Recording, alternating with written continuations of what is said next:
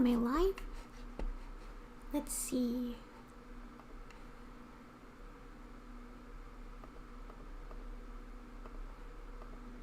Doo-doo-doo.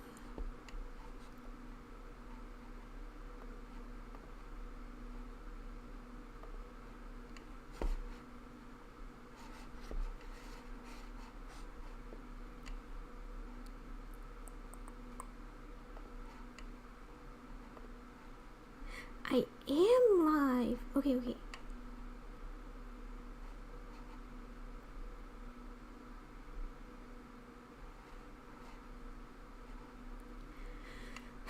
Okie dokie.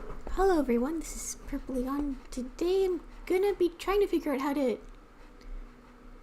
make this VTuber model. But first I'll pull up a video to watch. What should we watch today? Let's see.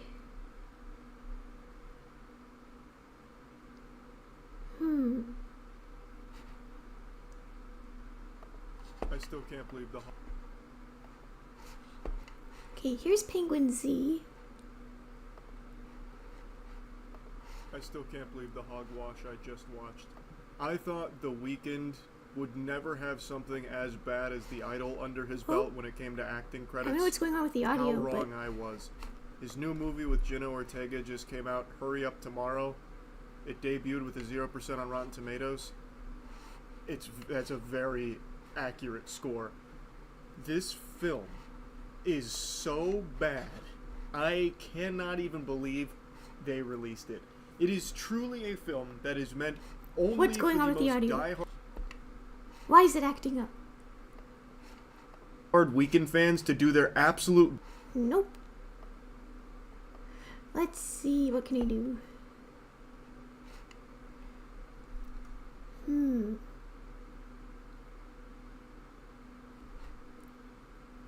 Okay, wait.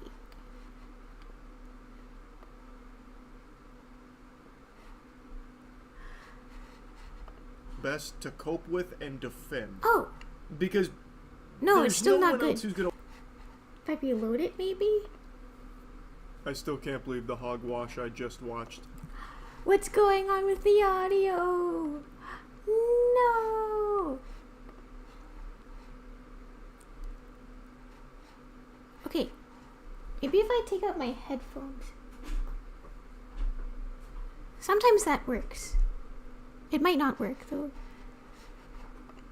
I thought The Weeknd would never have something as bad as The Idol under his belt when it came to acting credit. Okay, wait.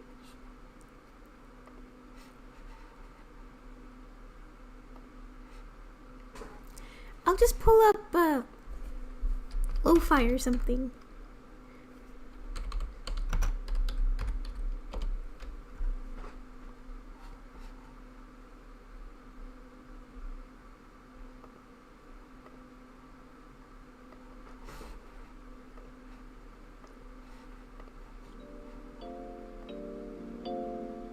There we go. I might not notice it so much.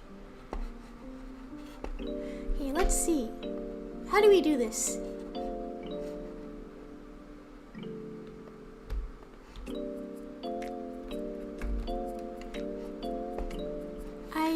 I've done a VTuber model once before, but it's been a very long time. I think first I have to do the clipping.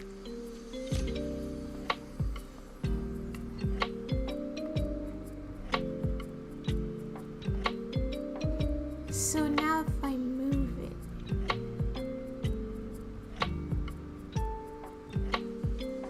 actually I think I liked it before.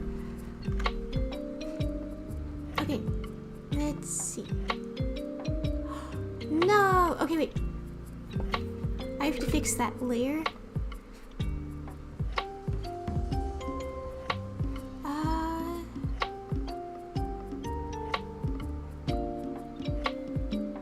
Is it possible to just export one layer? Export.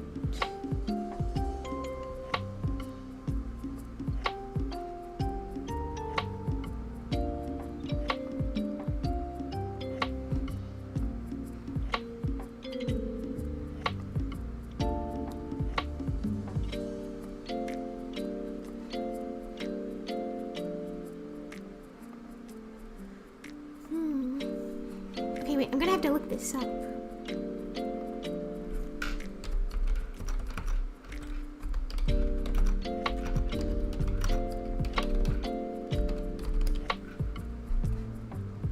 File export as.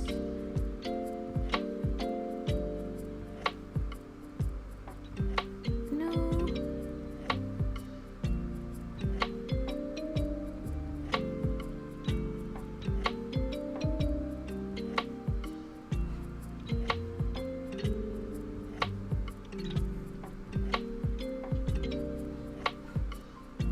Okay, that's not helping. Oh, I wanted to go straight into rigging, but I might not be able to. This work?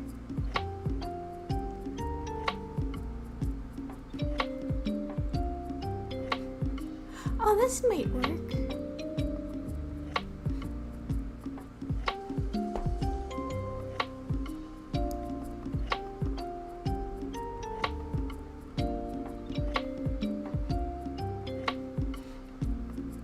Okay, so now. Oh, wait, is that incorrect?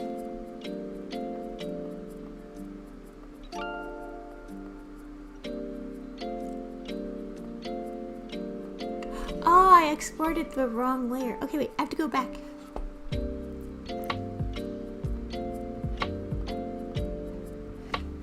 Okay, erase. I'm in Photoshop right now. You can't see it because I have it on window capture.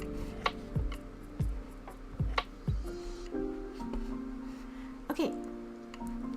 If I export this layer. Whoops.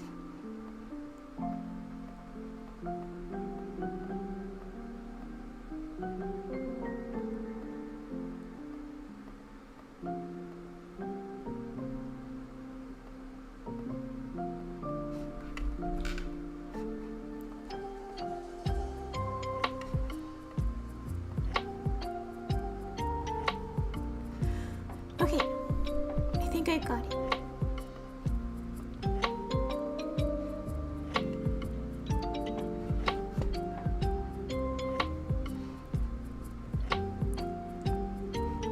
So now,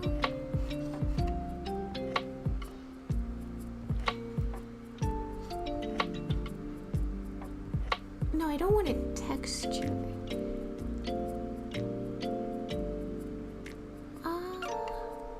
Is that right?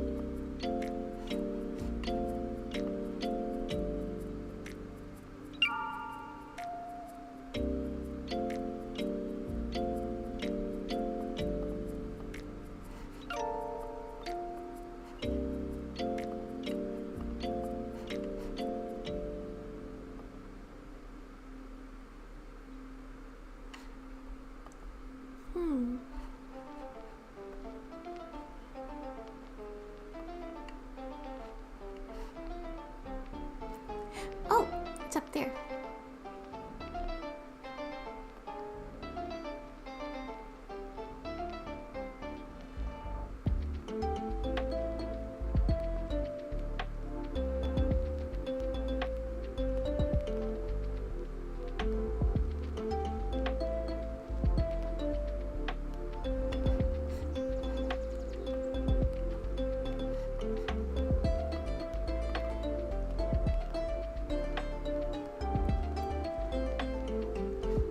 Okay, I hope that's fine.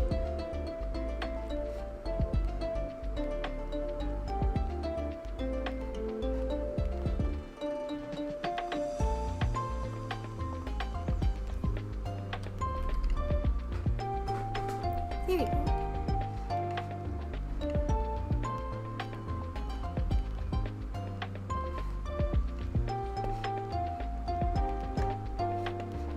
Oh.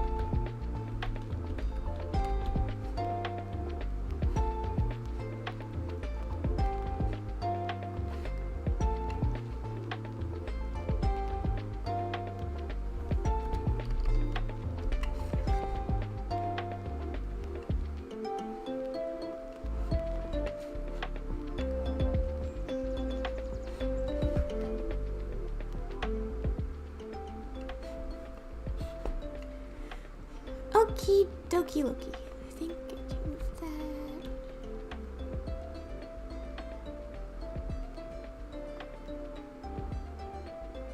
There you go.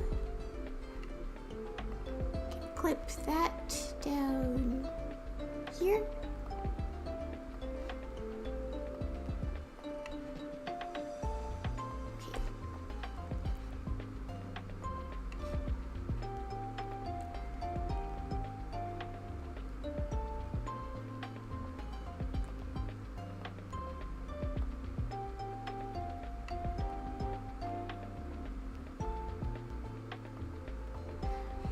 That's good. Oh, maybe not.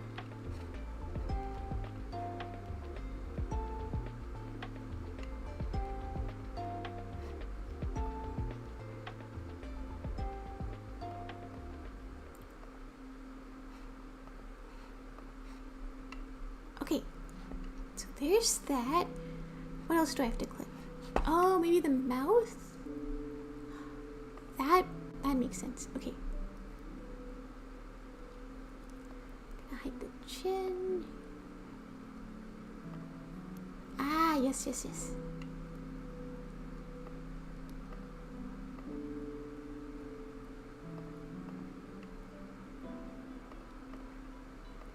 Okay, so I have to clip that.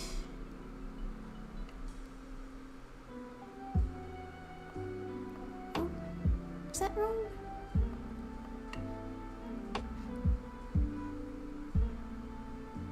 Oh, wait, up here. Okay, that's better.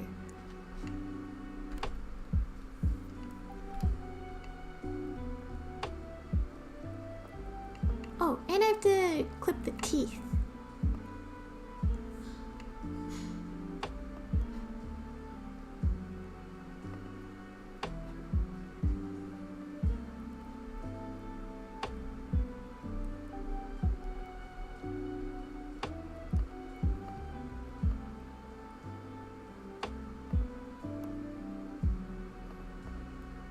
Okay, I think that makes sense.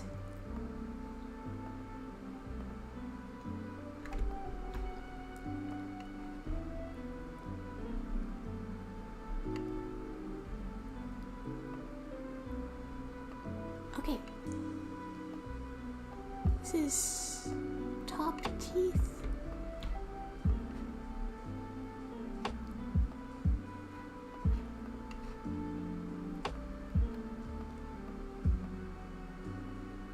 Yep. Okay.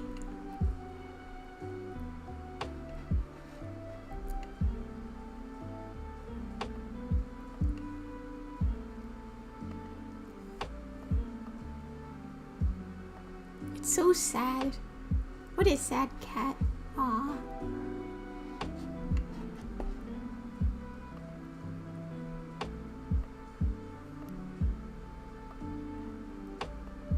Okay, gotta fix that.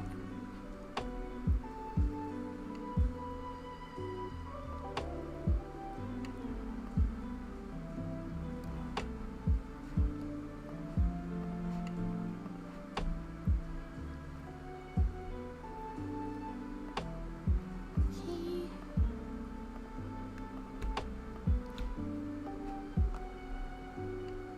I hope this is right. Yeah, it looks right. Okay.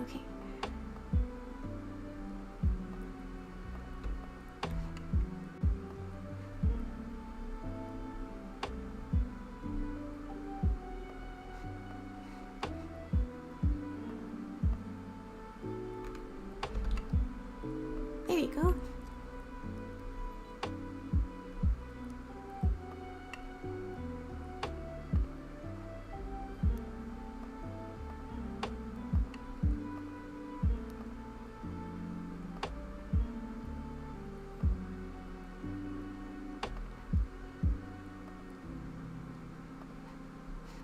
I think that's everything. Okay, I'll save. Now let's figure out how do you...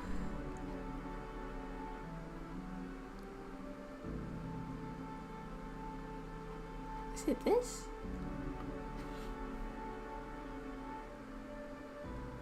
This could be wrong.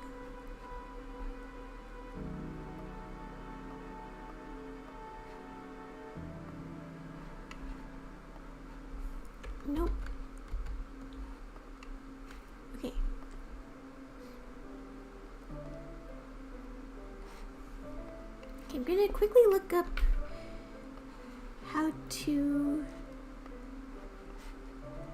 I'm how to I think automatically rig a face. It's been a while.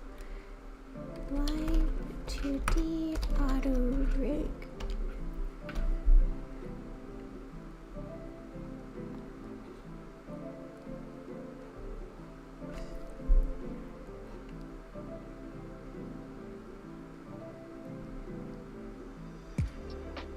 Generate a face deformer. Okay, so go to parameters.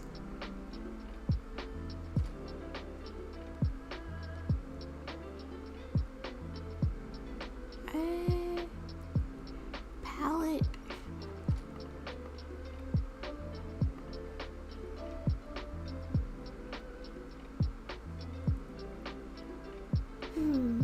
I should be able to do this again.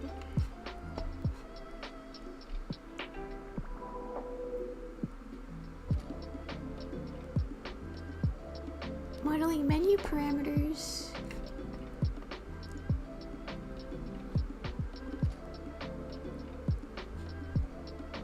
Ah. Ooh.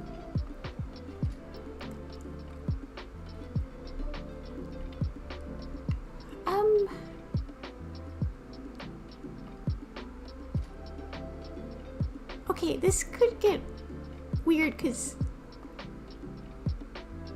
there are multiple components to each.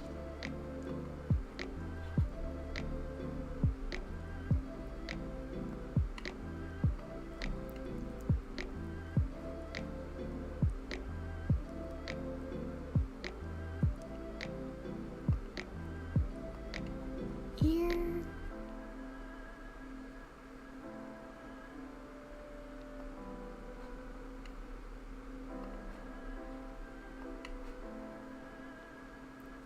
Eyebrow.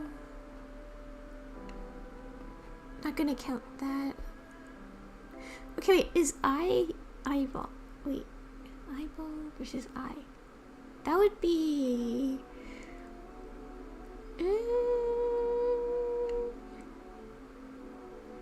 Okay, I'll do this for now and see what happens.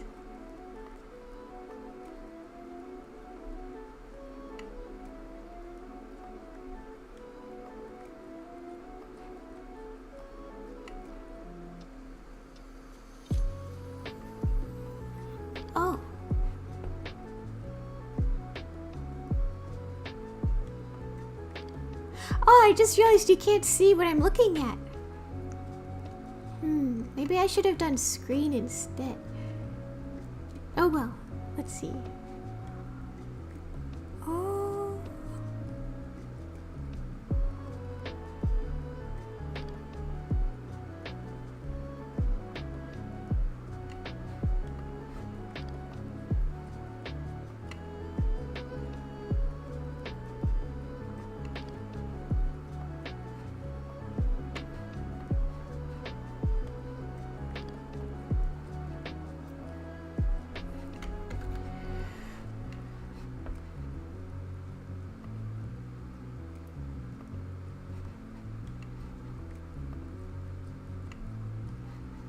Okay, so if I move...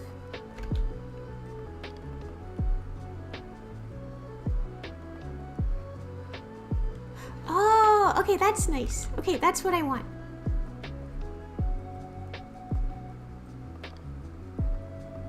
Oops. Nope, nope. Get it in. Ah. No. Oh, I could just click that. Okay.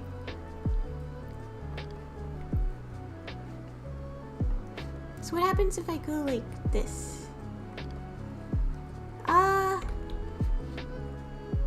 It's not quite what I was going for, but... Wop. Oh, hi, Armand. Yeah, I hope so. I hope I didn't just mess it up.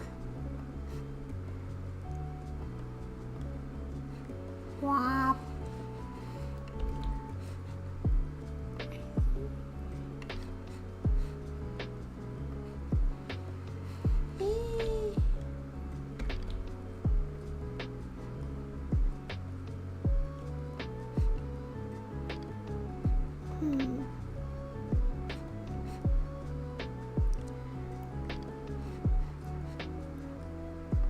go to modeling, parameter, generate face motion. That didn't do anything. Did it? No, I don't think so.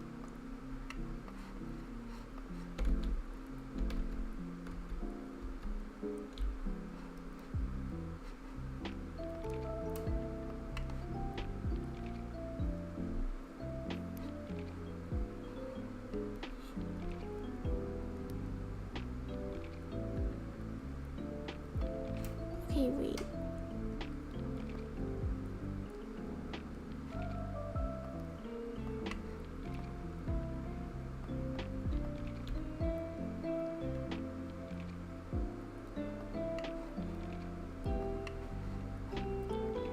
There's a way to combine them. Ah, there we go.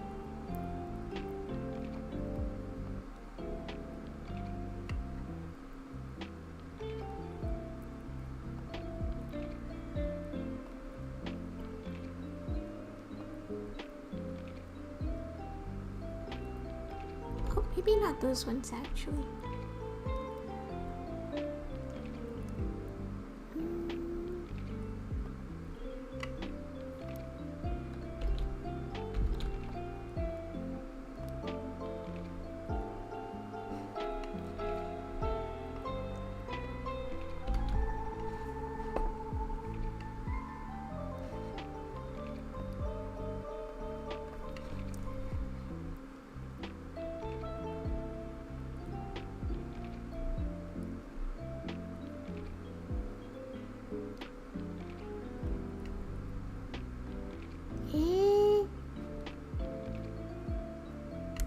Okay, wait, I'm gonna try this again. So I go to modeling, parameter, auto generation, face. Is that just, oh, that just doubled everything. Okay, that's not good. Can I edit the warps?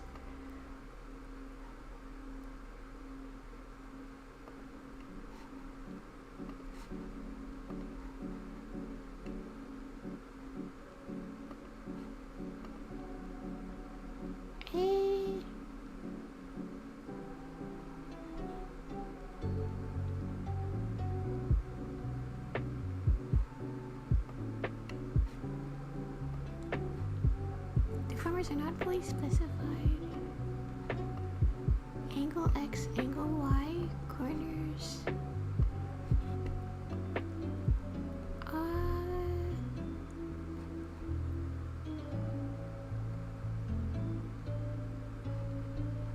But there aren't any eyebrows, so how do I do that?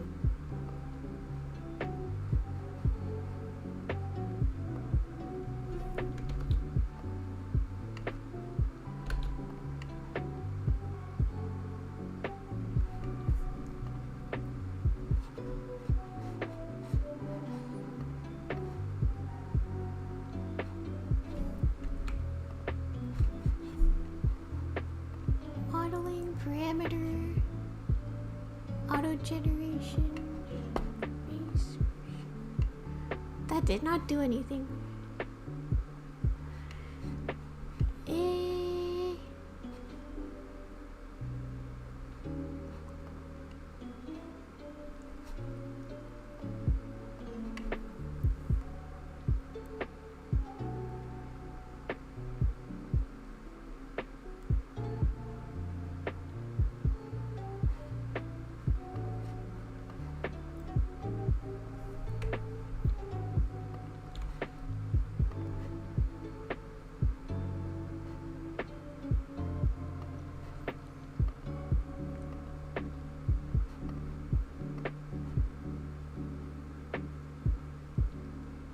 Except nose and ears.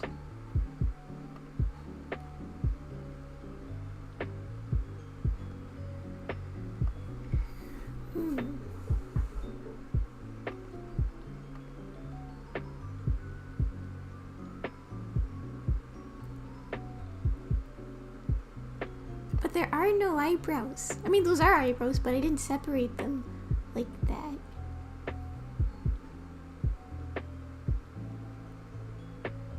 Yeah, they're supposed to be like the eyebrows, but I didn't make them two different layers. Maybe I should do that. Yeah, because they're up here.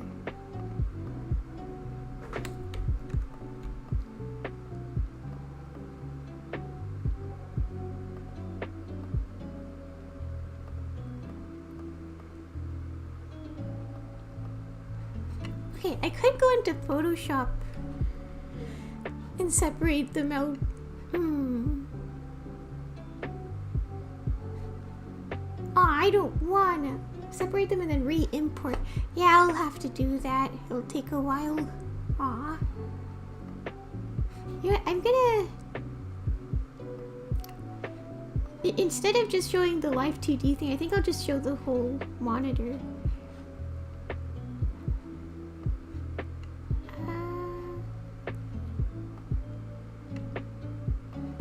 Okay, main monitor.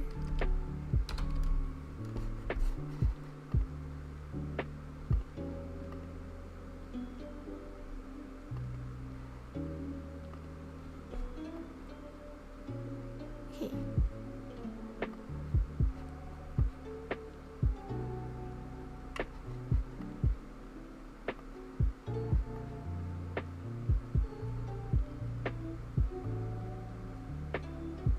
There we go.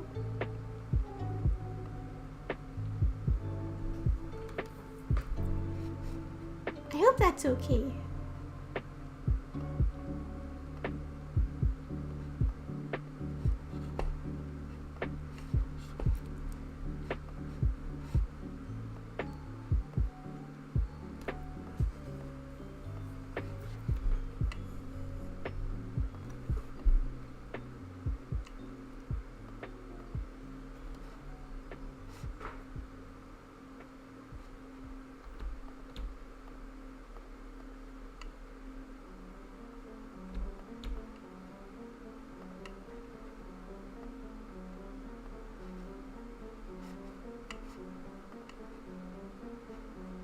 This is some dramatic music. Okay, I think I can separate.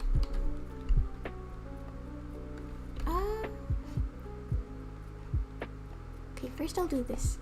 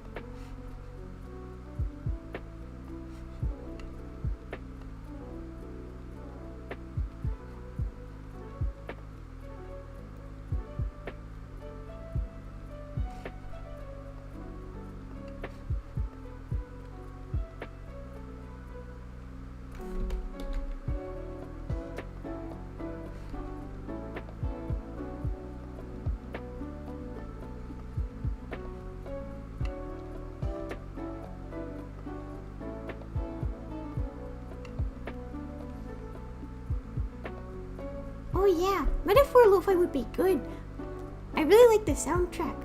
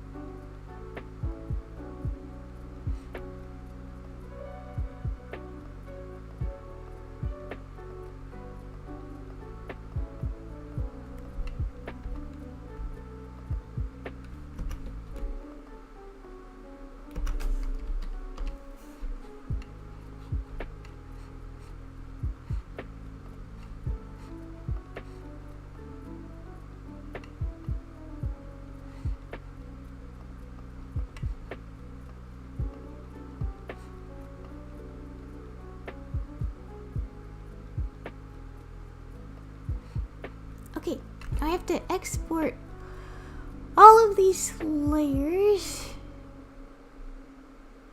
Ay, ay, ay. Can I export them? I can! Okay, wait.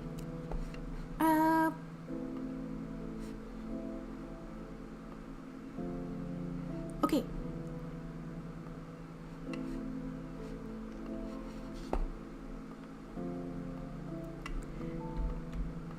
Let's see.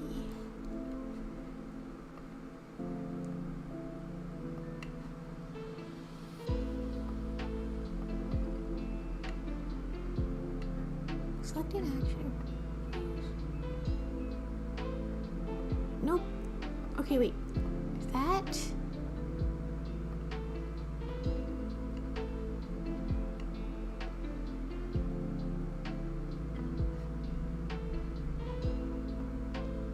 Okay, what is that? Is that what that is?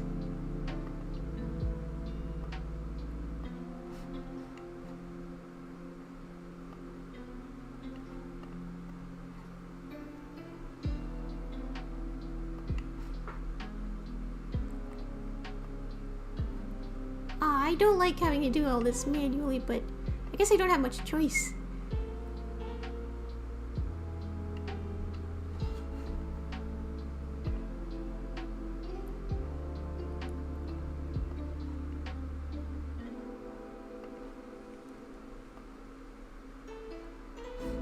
Okay.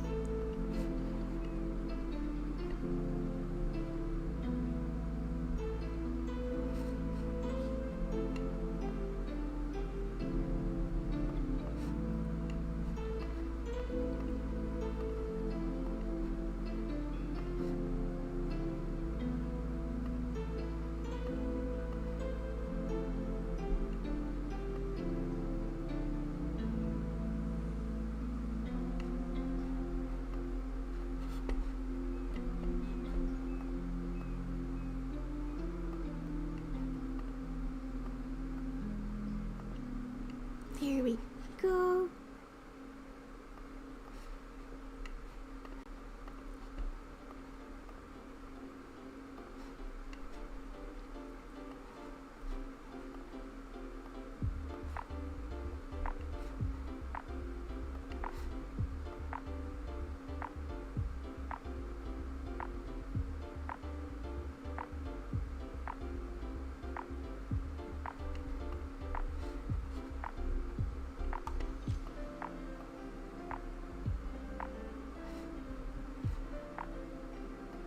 Do do do do. Do do do do. Do do do do. Do do do do do.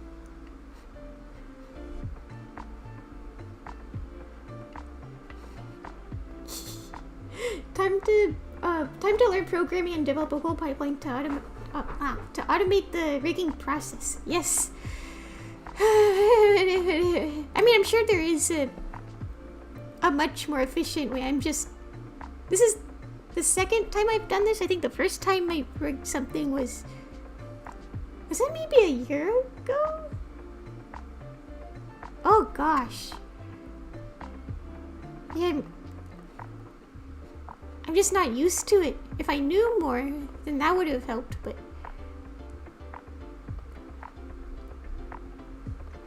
okay.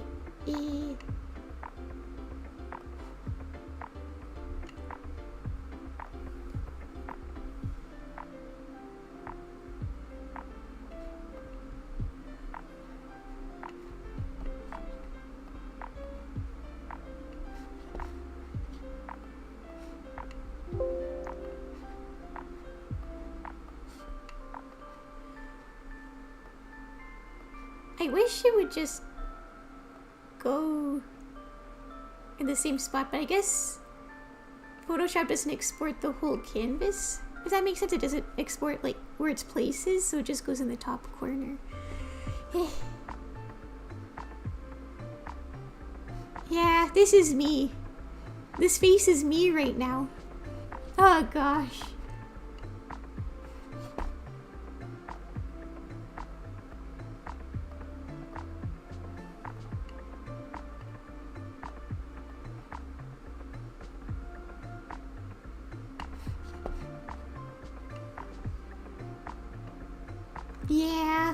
Ay, ay, ay.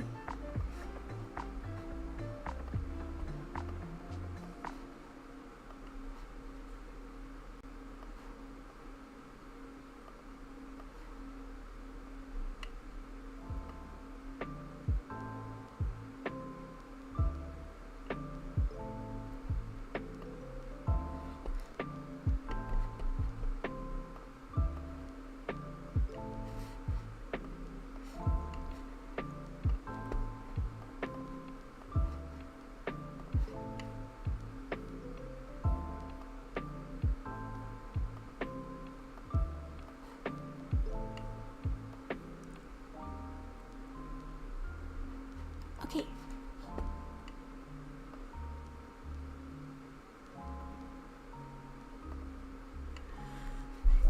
So now I go to modeling, parameter, eyebrow R. It doesn't give an option. Okay, wait. Can I delete these things? And then I'll do it again.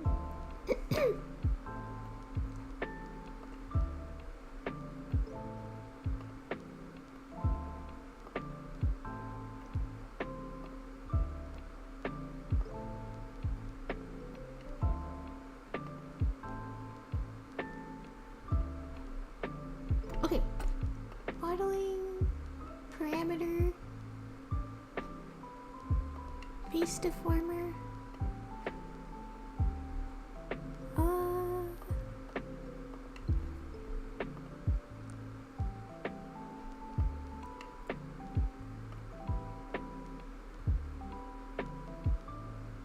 I think that's right.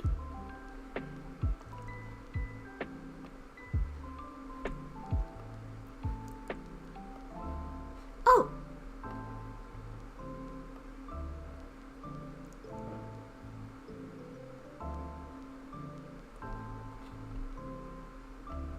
I don't know what this does.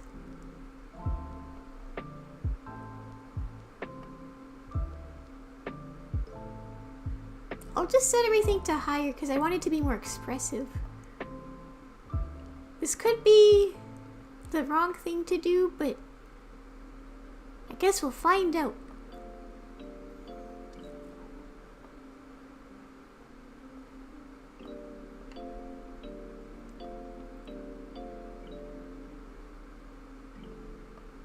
Okay, this was set to 0, so I guess I'll put it to 5.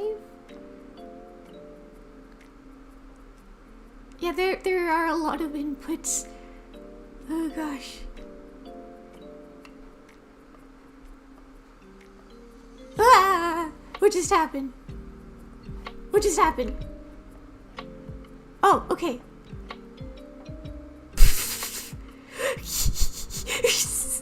I think it was better before.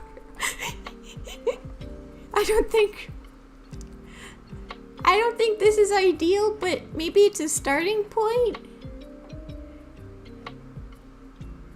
Uncanny Valley, yeah, I think so. Can I change it?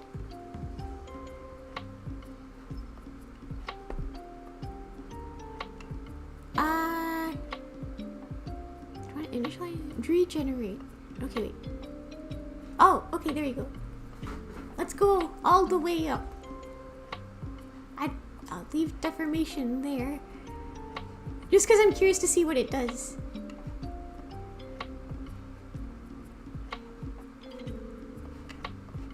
Oh, I didn't do this before. Okay, okay. We set it all to 15.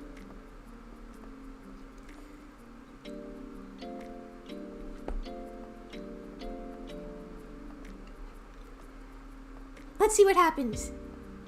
Well,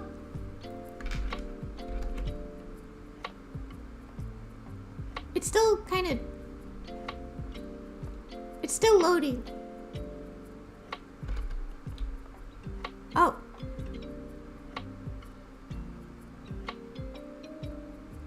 That's something, I guess. I thought it said it generated the corners.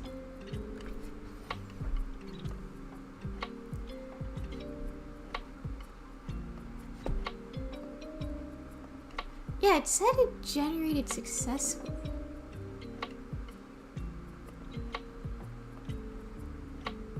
Oh, okay, whoops, I accidentally restarted it.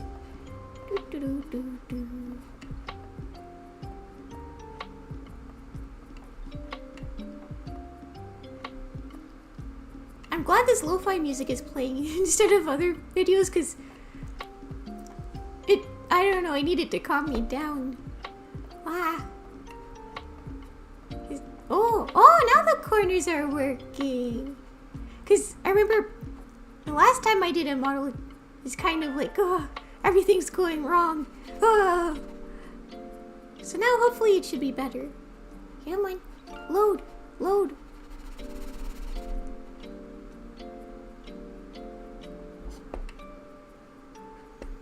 Yeah. I am glad that the background, like the outlines are also moving with the rest of the face. That's what I wanted. Wop.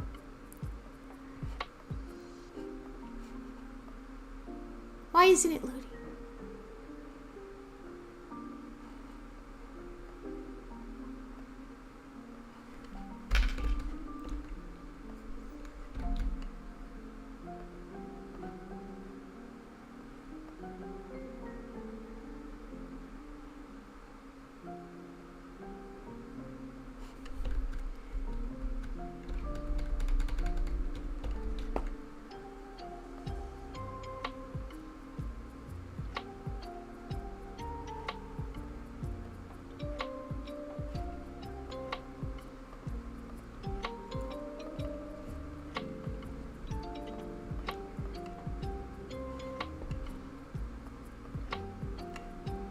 Okay.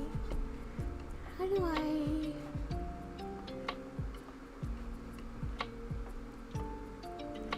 Ah, there you go. Oh. Okay, are they actually all gone?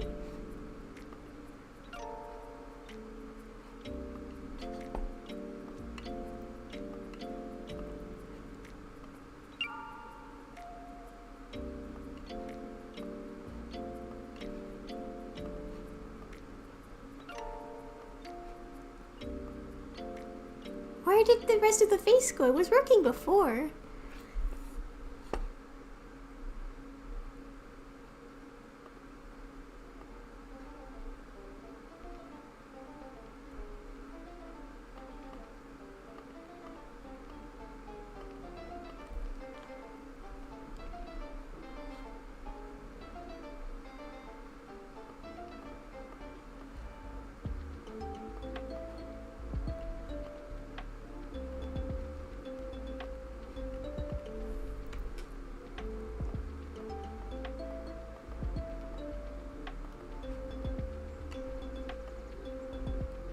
I don't know what these are doing.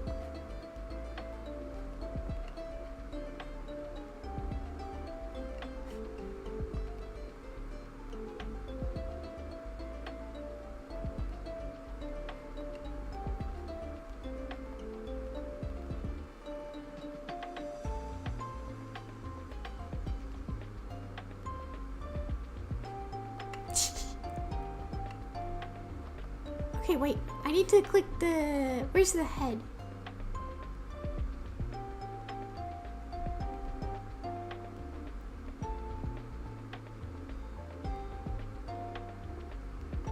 Okay, wait. Okay, there you go.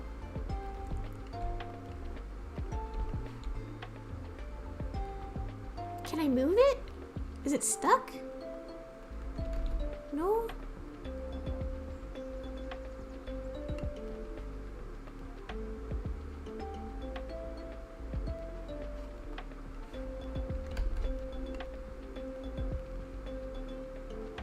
Oh, I think I know. Do I know?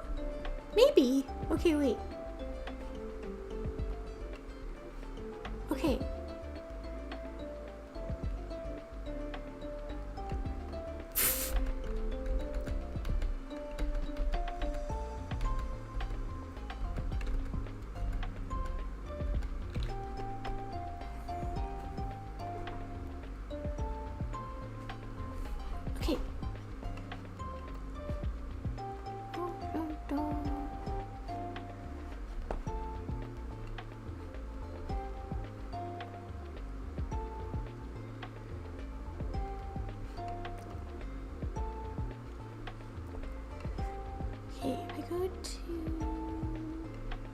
Face motion.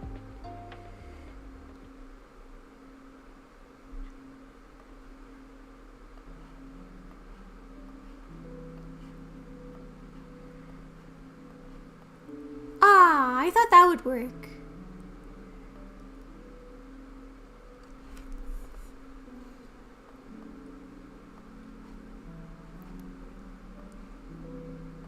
Can I... Is there a way to do this for all of them?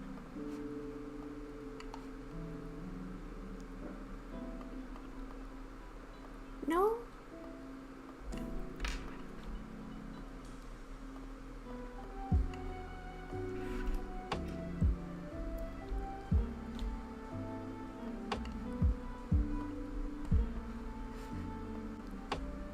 No.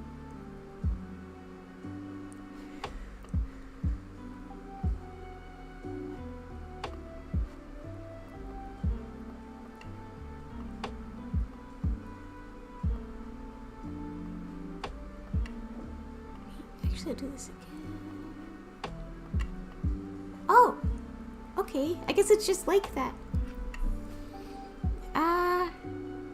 Okay, I'm gonna look up what's wrong.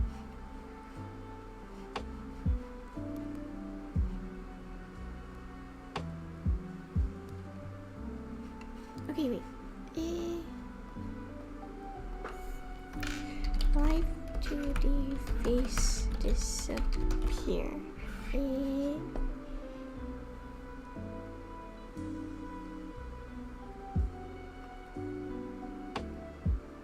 Clipping mask?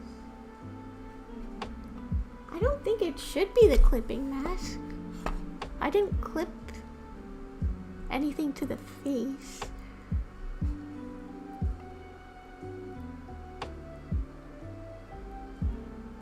I wonder if I restart it, will it work?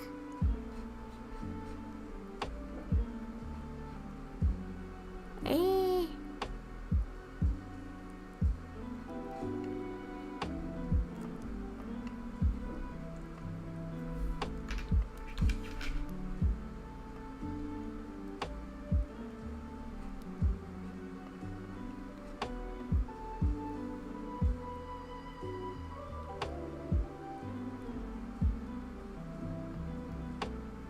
Where'd the face go? Oh, there you go.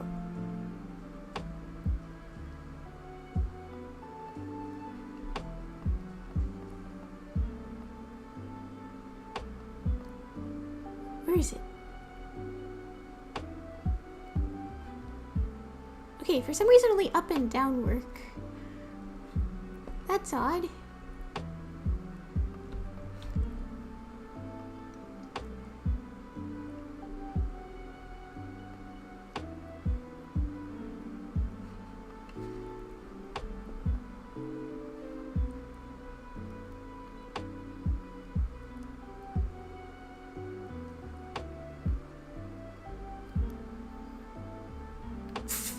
It just looks funny. Yeah, most of the face is gone, but that's fine.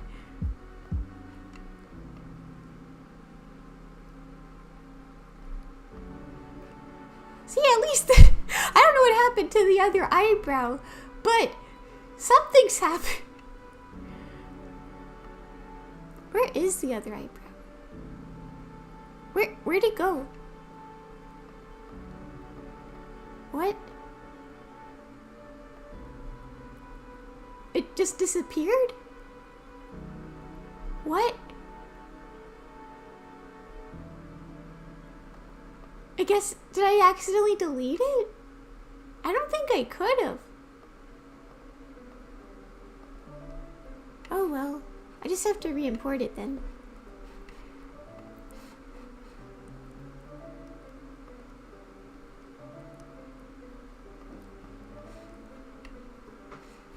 Oops.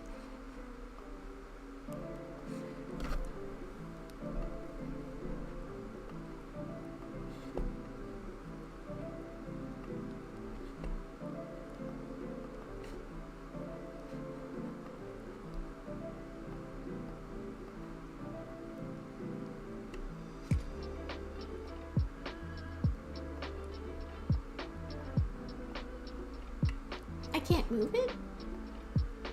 Okay, wait.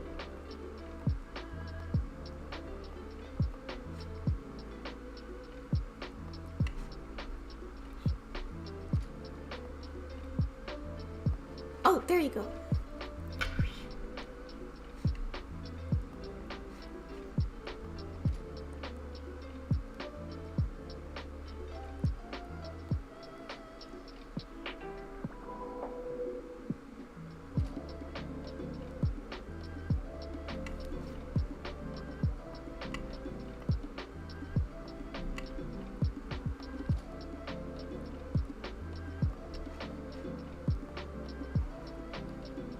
Ah! Okay. Wait. Mm.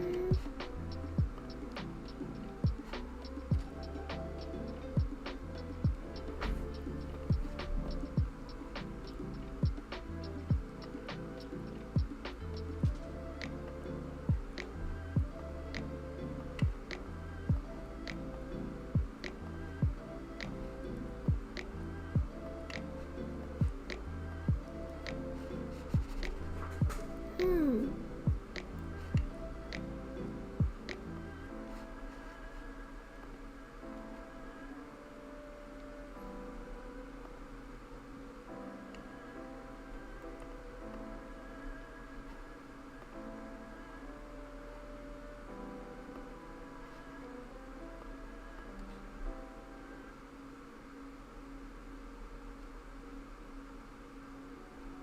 I don't know what that means.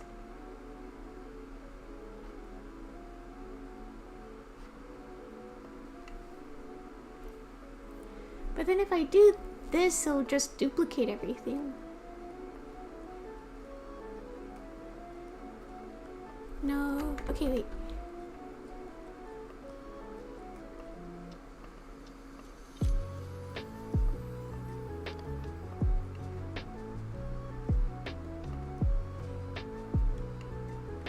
Okay, I think I'll actually start again.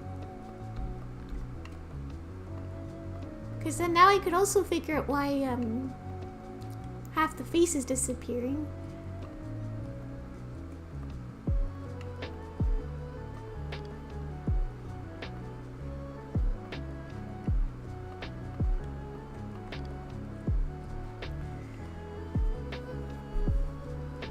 Oh, what's this?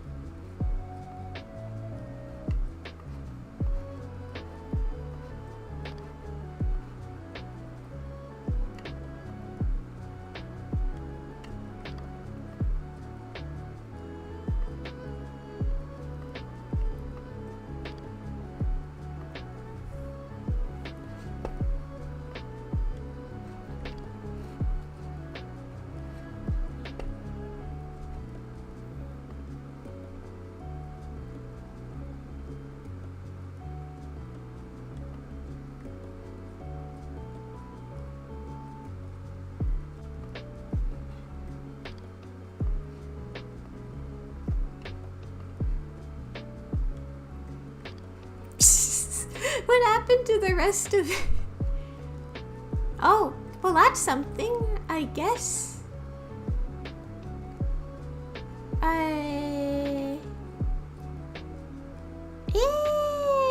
Where's the rest of it?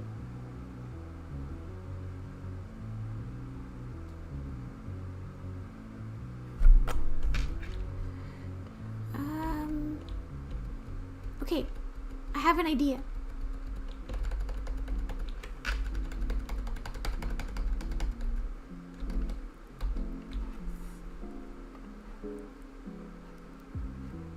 feel like I've done this a billion times, but... Okay. Instead of that...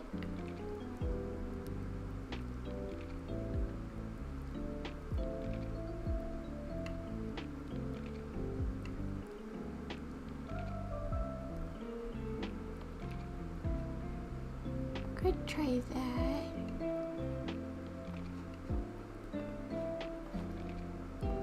I'll just put it all the levels up. I think that should be okay.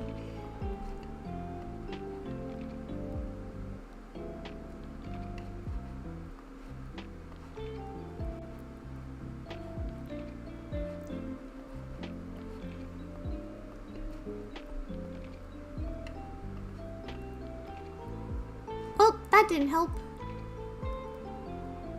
But the nose is moving a lot. That's nice.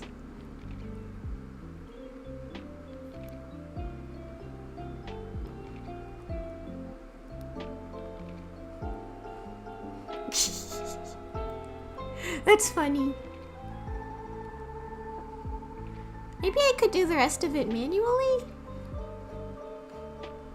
I just don't know where the rest of the face went.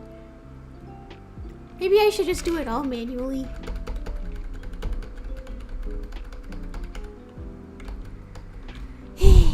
Okay, let's see. Live TD is deciding whether it wants to cooperate or not. Yeah. Ay. How do you make a warp deformer? Oh, is this from the... How does it know to do that? Well, it should be okay.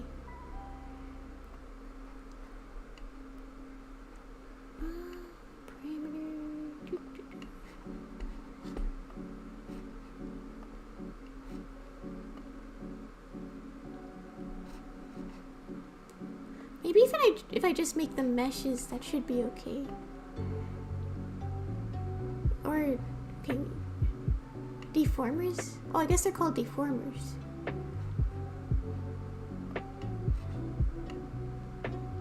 Oh, what's happening?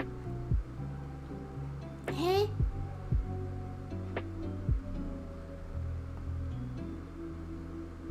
I don't know what just happened.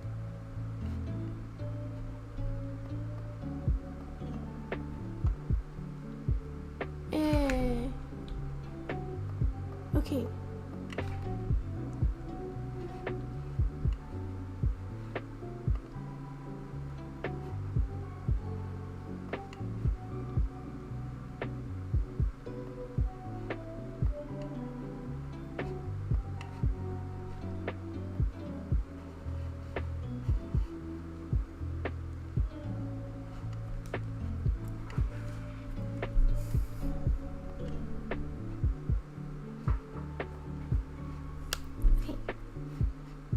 Let's see.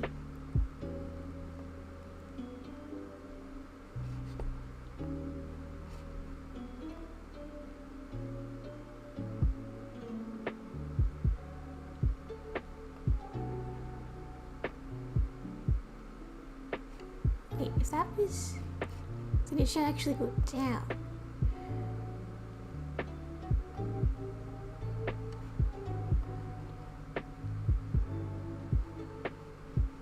Oh, maybe I should... There you go.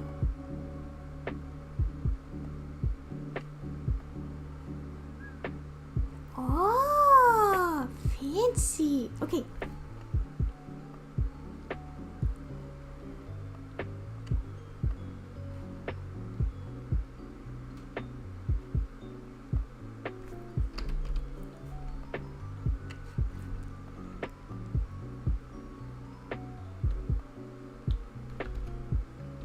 Can I...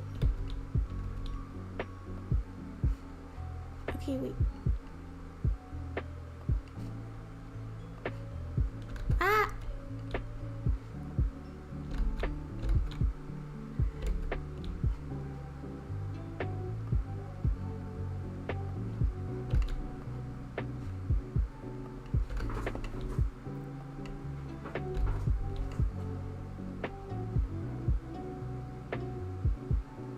does the face disappear though?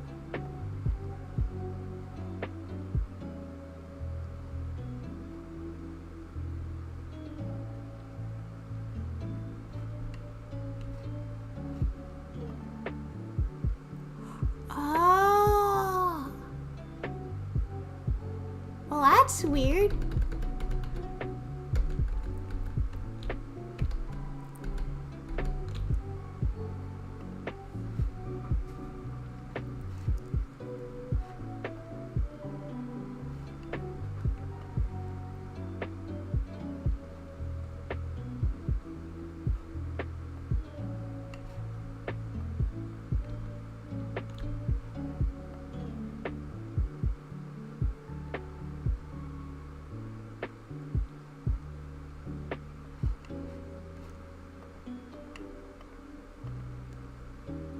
Why is it doing that?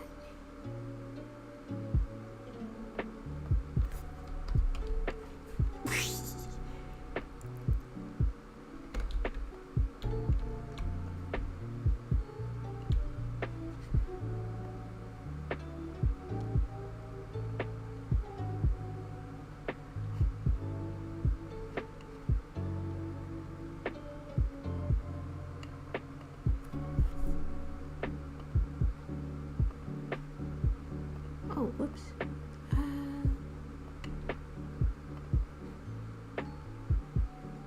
Is that right?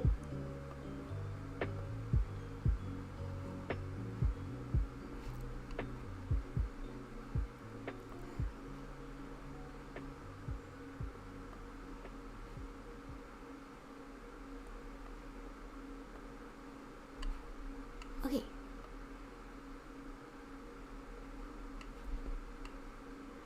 It's there. How do I... Can I add a warp? No?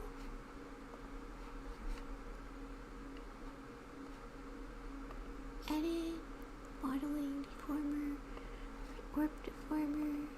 Oh, okay. Oh wait, is the video done? Oh, it's done! Okay, I'll pick something. Let's see. I think now that I know what I'm doing, I'll put something fun on.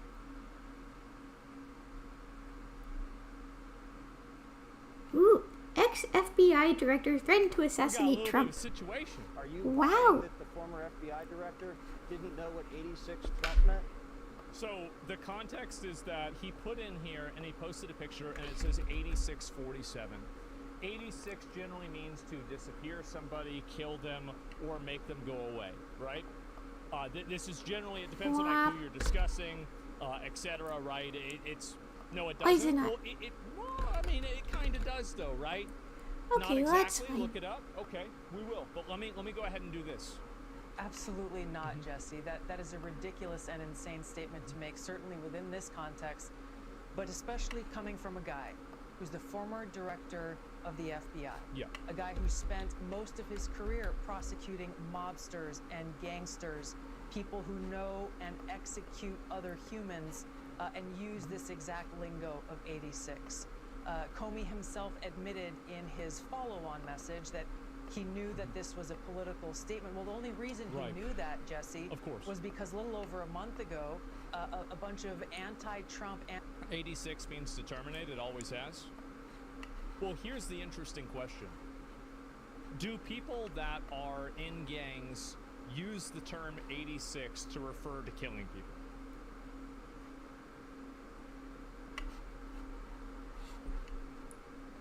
Okay, I have no idea what this video is talking about. Okay, all right, so then there you go.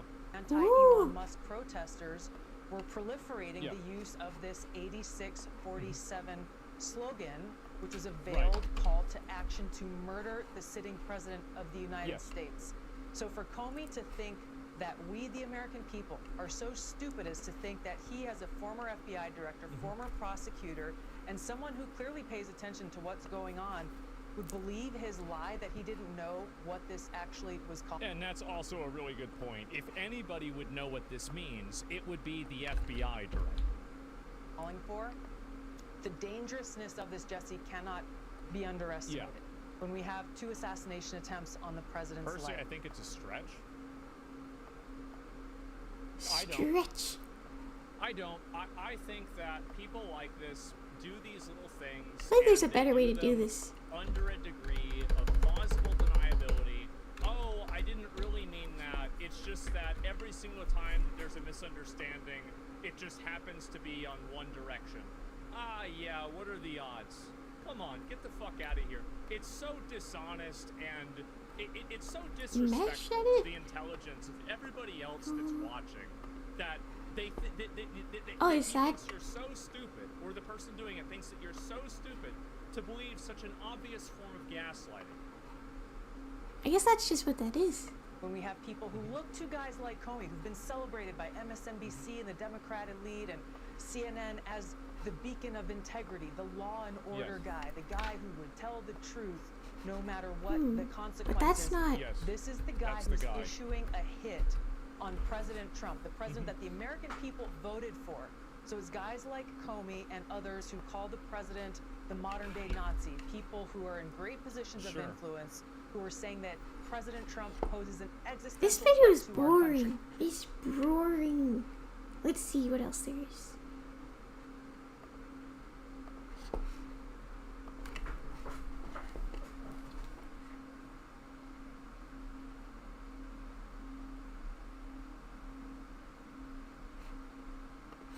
Disrespectful IRL streamer now facing 31 years. You get what you deserve. Oh, God. Okay. Well, we watched the fucking around, and now we're all finding out.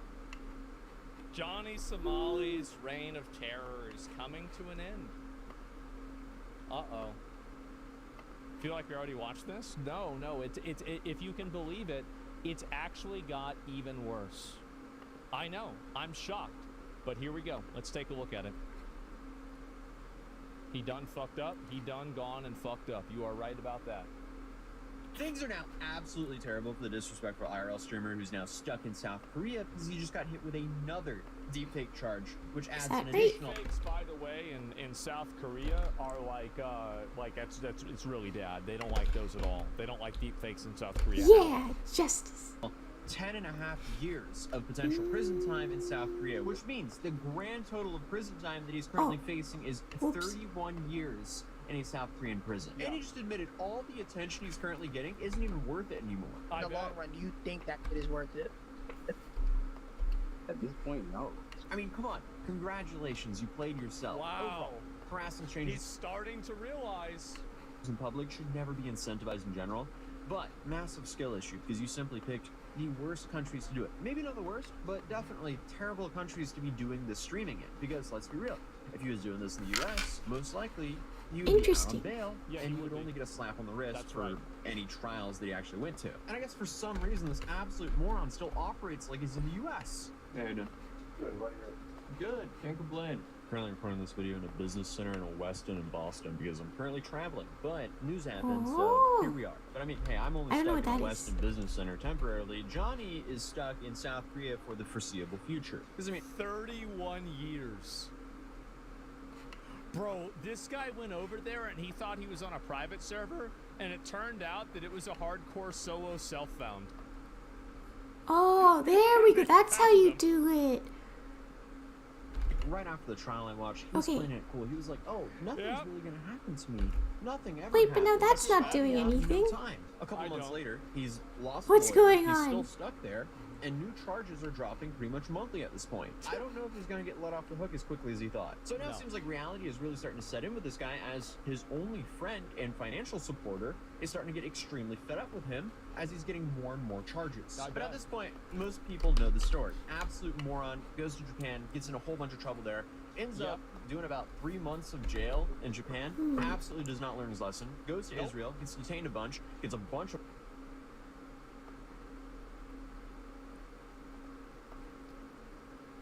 What a fucking idiot, bro. Like, what a dumbass. I can't believe you survived Fascinating. that. Yeah, I know. threats, ends up doing something that gets him permanently banned on his only platform that he actually makes good Kick. money from, which is Kick, and then he ends up fleeing Israel while still permanently banned from Kick. What does he do? Absolutely still does not learn his lesson. He then goes to South Korea, rinse and repeat, does the same thing all over again. Now, facing 31 years in prison because clearly he has still not learned his lesson. And nobody feels bad for him whatsoever because he has not learned his lesson whatsoever. He's just been given way too many chances to, pack things up and pivot the way he's making content. But instead, he just continues to double down. Yep. Even after admitting the attention is not worth it, he still wants the attention. And a lot of people have been asking me, hey, why isn't he currently arrested in South Korea? Well, South Korea apparently operates very differently, especially when it comes to foreigners. Apparently, they don't want to spend the taxpayers' money on taking care of Johnny. They want to put that burden to provide for himself on Johnny. So now, So they don't even give a fuck. They said, yeah, we're not even going to take care of you. Johnny Oh, essentially is homeless, except for Hank. He is now a burden 31 years, though. Murderers don't even get that long.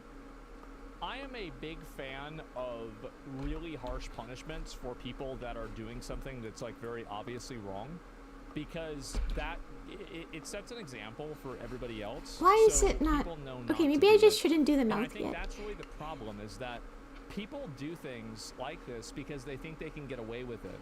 And once you show that people can't get away with it, it's unfair for him, but it's for the better for everybody.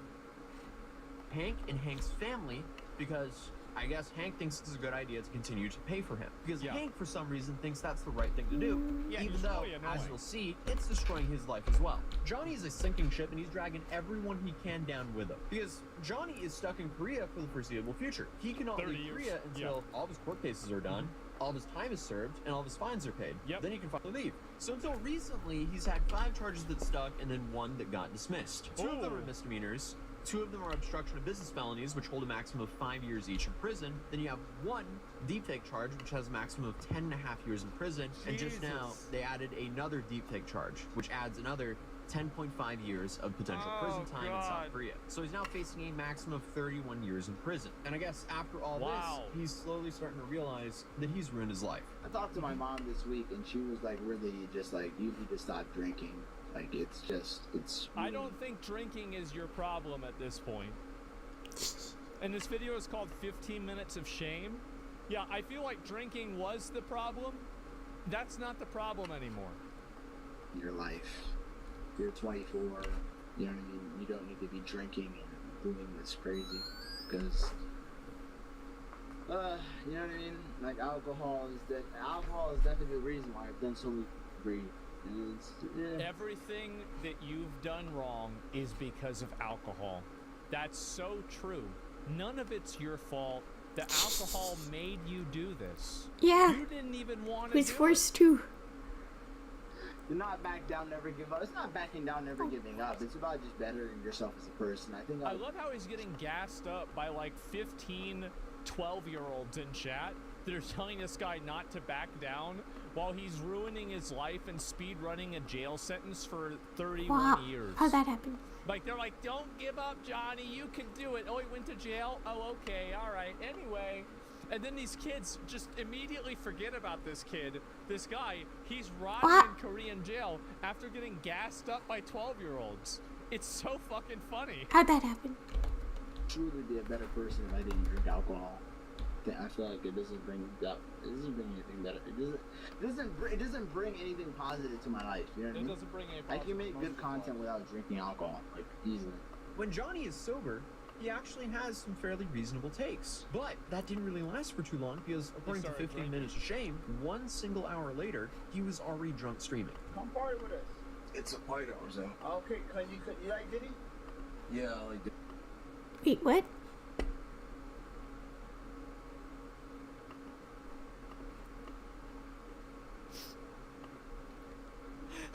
How do you do this? How is he this much of a fucking retard? Really? This is amazing. How does this happen? Diddy. You like this song? Outside, I could hear. Later. Then come here. Sit for Dude, I don't think that's what I meant to do. It's the same one we had. No, sir. Ace it is. You finished the last one. No, I didn't. Yes, you did. I'm lying to you. It is a fuck. Alright, come Hank. don't. Like, can you dance with Diddy when He even, bro, he even knows. He's like, this is a bit much, guys. What a fool. Yeah, exactly. This isn't your, it's the first one. No, it's not. Yes, it is. No, it's not. Okay, it's not. What? Why are you like drinking so much, man? Listen to Diddy with me, please. All right. Listen. I mean, Hank So this here guy is getting drunk and he wants to listen to Diddy. just acting like a disappointed father, and this is Johnny's only lifeline in would Korea. be. Why I'd be would he be disappointed. actively trying to burn this bridge? I guess he just can't help himself. He's Well, the stupid. reason I say this is in an interview, they actually admitted that Johnny has ran out of money, and Hank is his only lifeline. Even though Johnny will still go on and on about saying, "Oh, I actually have money, and I'm not broke." Everybody says this. All of these streamers that survive on only drama, none of them actually have any fucking money. They don't. None of them have any fucking money. They're all broke. Every broke ass says that they've got, they've got racks on racks on racks. No way. And these channels, they spread like fake narratives that like I'm penniless and things like this. It's not true. Like that. I love how that's the focus. It's not about how you're going to jail for 31 years, but don't you ever fucking call me broke. I'll have you know I have $35 right now. Attitude and stuff for me. I've been living an okay life here. You know what I mean? I stay with Hank, so I don't really have expenses for living. But here's the reality of the situation. I have sacrificed my finances. Johnny ran out of money because they refused Johnny to work. So I've been actually So providing. they don't let Johnny work? I wonder why. He's helped me a lot. You know, with, not only like legal fees and stuff like this. You know what I mean? Why would you do this, Hank? You think you're being a good person? You're not. You don't have to do He's helped me this. pay for a lawyer Hank, and stop stuff it. like that, and he's a great friend. Like honestly, I respect him for that. Hank must be a and Christian. When Well, I that's get what out of you here, a lot of it I do owe to Hank. When I get out of here, ever the optimist. He's a real man. Yeah. So, and not to mention that I sacrificed my time and space here. You know. Yeah. Yeah. I mean, the fact that all he says is he respects Hank for that, dude, if it wasn't for Hank, from what we're hearing, He'd be done. he would be homeless. So, I mean, the least he could be is a little more grateful to Hank, because apparently he was starving before Hank took him in. And I actually fed him back to health too. What? Hank Oh, is very gosh. Yeah, I'm very skinny. Hank claims when I was living on my own in Korea, I was very skinny and gaunt. You know, because maybe my diet was not good. Hank is definitely. People now on the internet are saying I have like a gut and man boobs now because Hank has been feeding. I've been on the Hank diet, and Hank has been feeding me so well. Yeah. Appreciate it. Oh yeah. Yeah, bro, thank you for not letting me starve. Bro fist for that one. But apparently things are so bad that Hank, he's being supported by his family, and his family is threatening to Wait, so Hank is in need too? Well, now all this makes sense. Okay, so basically, Johnny's a NEET that doesn't do anything, and then he finds Hank, and Hank is also a NEET, and he's like, oh, I know how this is. Yeah, that's just... Oi. It's a Russian nesting doll of just doing fucking nothing. that off because And he like the very top is like some probably very, very disappointed dad. keeps on funneling that money back to Johnny. I risk my family not paying my tuition to help Johnny because I believe that helping Johnny is the right thing to do. Very Why? much. Why would you think that? His mom hates me. Your mom hates me, right? Yeah. My mom hates you, my Based. grandparents hate you. Based. Despite all that. Oh, He's no. my friend, and wrong is being done to him, and I'm gonna make sure that he gets out of Korea safely. Yeah. This is a real I mean, bro. Why would you ever destroy your own life and ruin your standing with your own family? I don't over understand it. Yeah, why would Hank do yeah, what is that? for Johnny. This is clearly someone who's only using him because he has no options left. But that is still not stopping Hank from allegedly pulling some strings to get Johnny a new attorney. But apparently this attorney isn't from the big leagues. Uh-oh. He is Uh-oh. an attorney. That's about it. So he's got both a public defender that was originally covering his Western District case, and a private lawyer which was on the East, which is now registered in the West. Yeah. So we're going to talk about this lawyer. So we actually predicted who this lawyer was.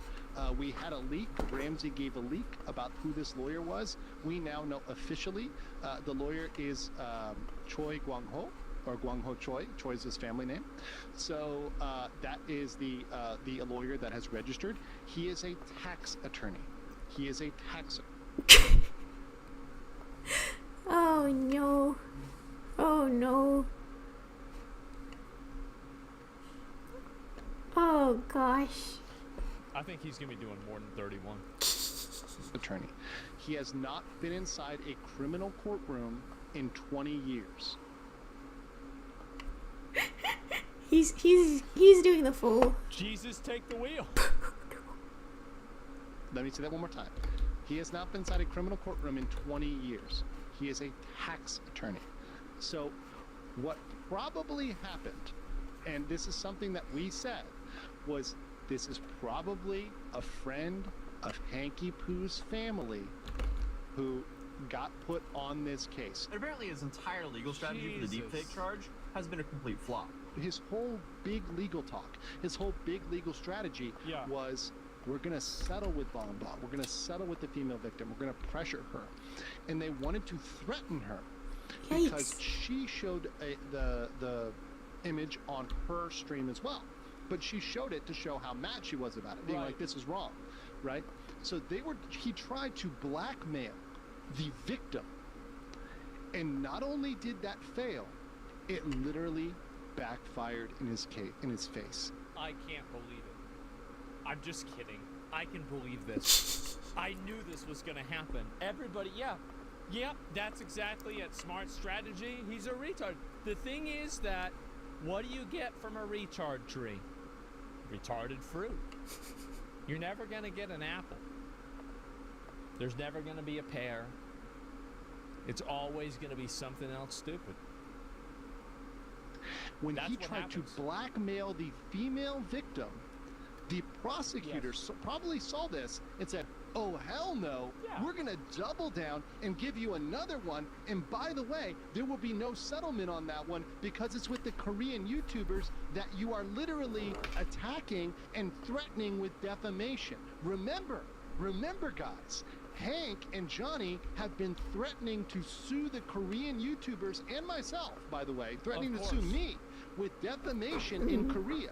Do you think that people that you threatened to sue, and you are suing, you literally said you're suing them, you were threatening Dalgoon, you're threatening some people, do you think they're going to come to some settlement with you? By the way, that doesn't even... It's just an idiot.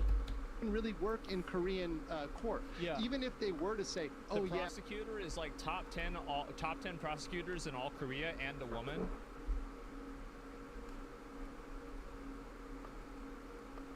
We agree. The prosecutor could still bring it. Dumb. I mean, the issue with Johnny is most of what he says is hot air. Unfortunately for him, the judge and prosecutor might not know that because he's made a bunch of threats and he's said a lot of stupid stuff. So it's safe to say this backfires tremendously on this guy. Because let's be real, all he had to do after he got caught, even after making all the mistakes in Japan and all the mistakes in Israel. Yeah, just shut up and they would have deported you. All you needed to do was shut up and not cause any more problems, and they would have said, just get the fuck out of here and don't come back. That's all he had to do. And he wasn't able to do that, and now he's going to jail. And I guess all the mistakes in Korea, once they charged him formally, all he had to do was shut up, apologize, be respectful, and he probably would have gotten left off with somewhat of a slap on the wrist. Instead, he does the polar opposite. He disrespects the judge, the prosecutor, the victims, the people covering. Wasn't he trying to show up to the court case in the KKK outfit? But then for some reason, I think he couldn't find one, so he had to just show up with like a random, like some bullshit on. And the no, he Korean was citizens. drunk too. That's not going to give you any leniency with the judge. I mean, the dude is just playing the worst cards possible as a social experiment to see how the Korean justice system will handle that. But for every day that passes, it seems like the penalty is going to be harsher and harsher. Then to make things worse for himself, apparently, he lost a lawyer. Just today, we had the public defender step down. Now, that is likely they were actually removed from the case.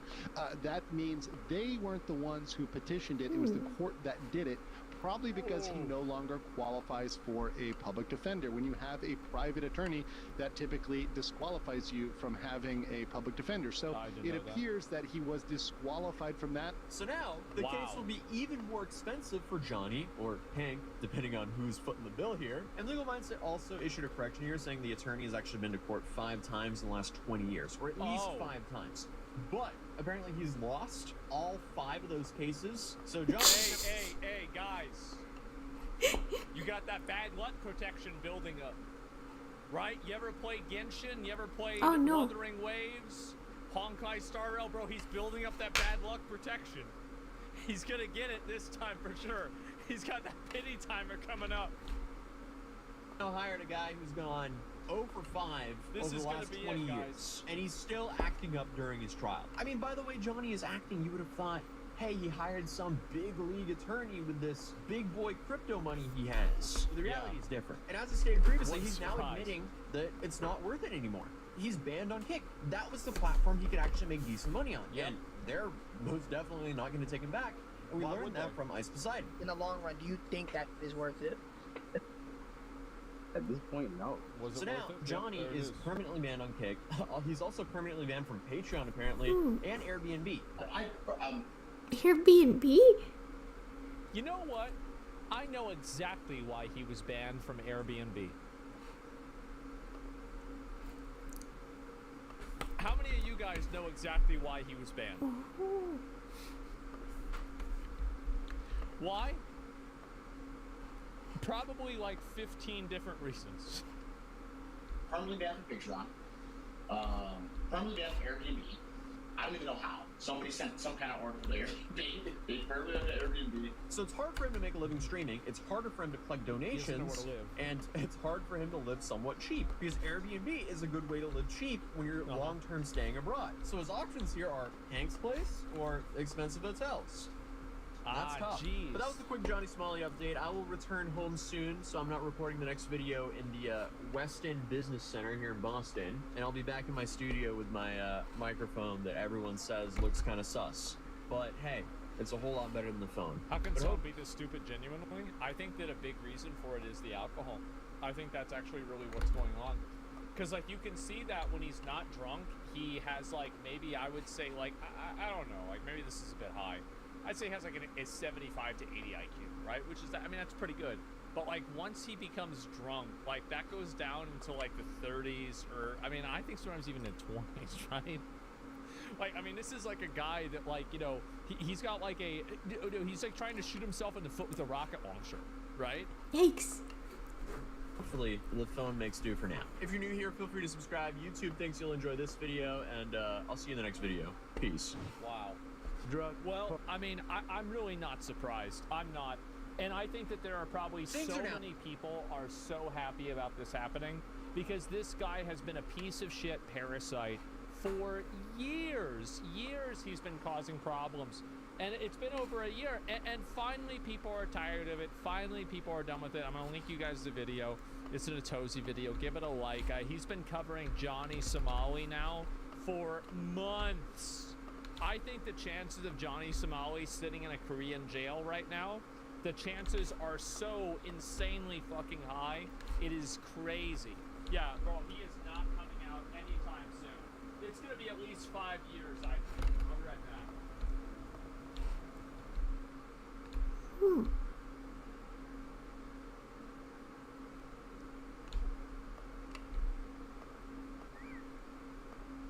I could get...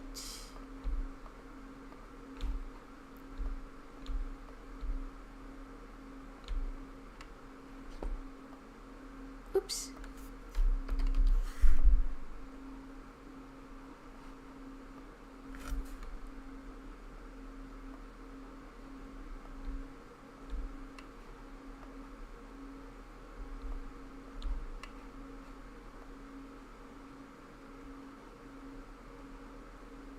Okay, now something's happening.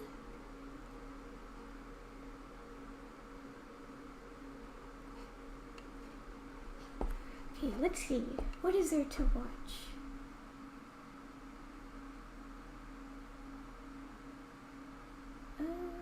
Da-da-da.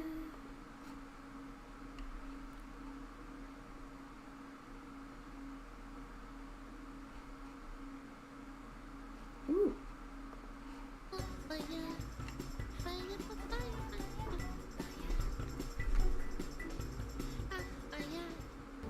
Alright, I'm ready.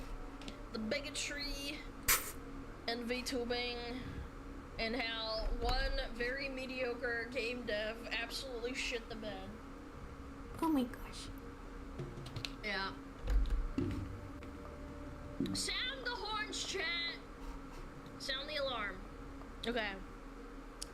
Developer cuts ties with problematic VTuber and it backfires. Ooh. Ooh. Hey, what's up, guys? Rip here. So today we're going to be talking about the latest cancel culture campaign to be once again targeting the VTuber Kirsha. Now, we talked about her about a year ago because at the time she was supposed to be a featured guest at a convention that me and my wife were also supposed to be featured guests at the time, but she was unfortunately let go from that convention because of her problematic opinions and her wrong think, or whatever you want to label it as. And seeing that, me and my wife looked at that and said, we don't want to be a part of anything like this, so we gave up our spot as featured guests in protest of what happened. Now let's fast forward to the latest life ruination campaign targeting Kirsha, where many individuals are trying to literally... Can I just say that it's not really a ruination in terms of like losing money, because I How did can't that go imagine there? that she was losing that much money. Crime Boss got a lot of free publicity out of her. Ruin her life. They're going Like after life her ruining sponsors money? No, and I doubt anything it. she is affiliated with because she is so problematic. Now, one partner that actually let her go, although unofficially, is Crime Boss Rocket City. This is a game that Kirsha has been a sort of unofficial ambassador for. She is the largest streamer to play this, arguably, and she has done a lot to promote this game. A lot of their success is in part to Kirsha, but due to these recent complaints, they have dropped her entirely, and look at the results. These are... Oh gosh.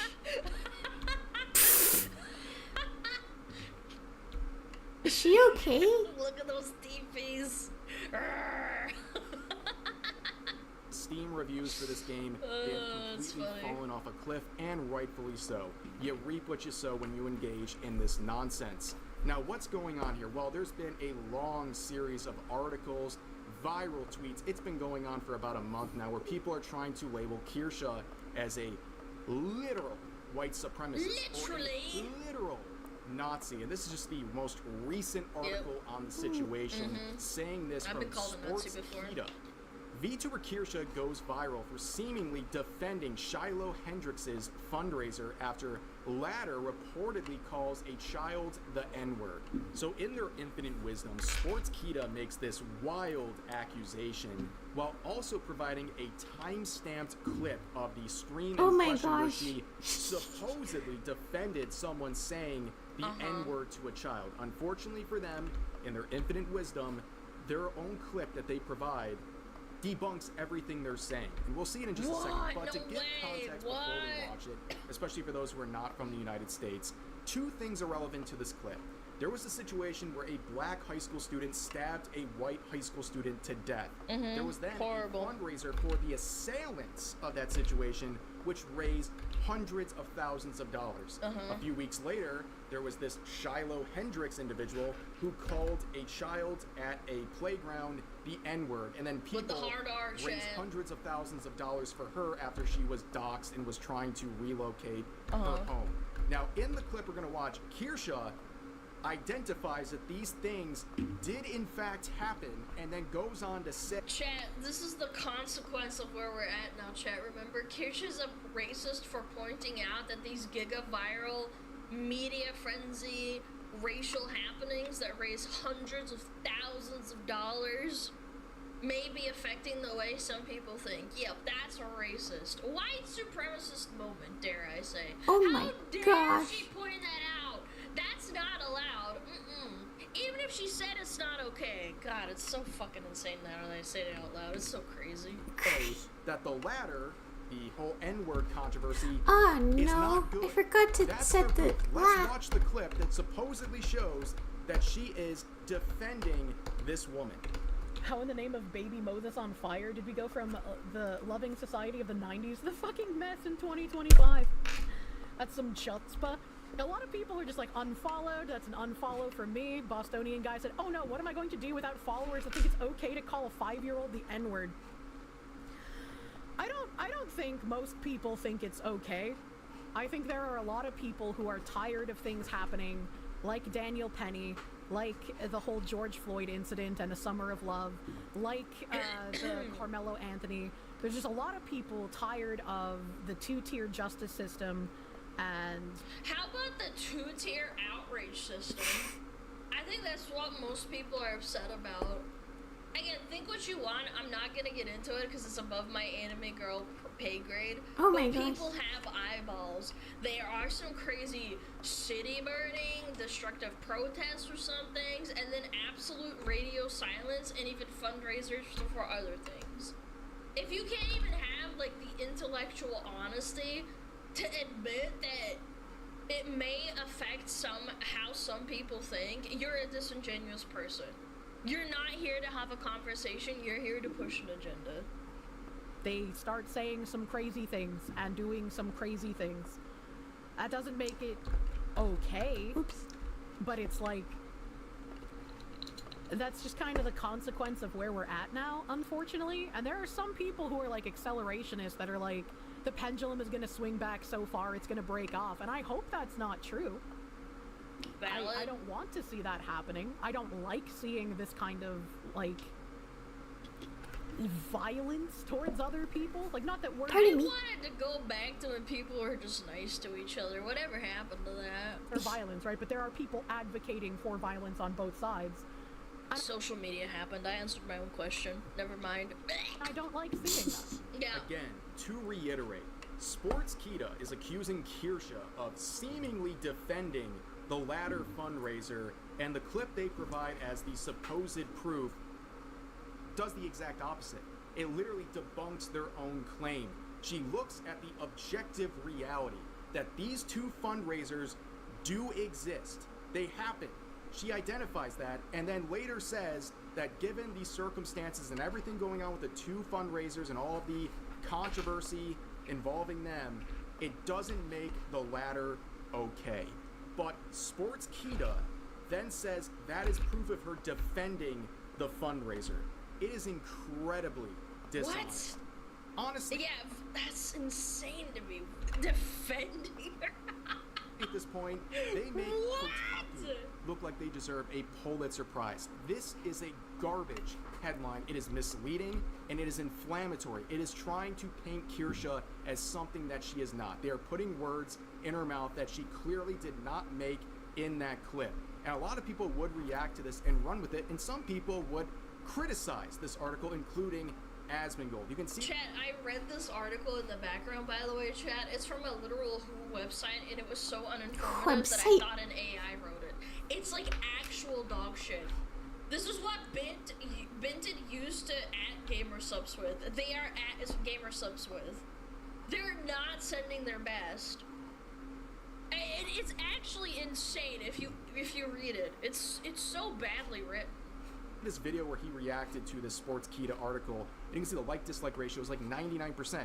Now, if you went to Twitter, you would think this is a closed, shut case, that she's a white supremacist, that she's this awful, terrible person, because they read a headline from Sports Kita and other viral tweets like that. But they don't question. Sports Kita, a website that used to be about sports, and now they have to branch out because nobody cares about their articles anymore, I guess.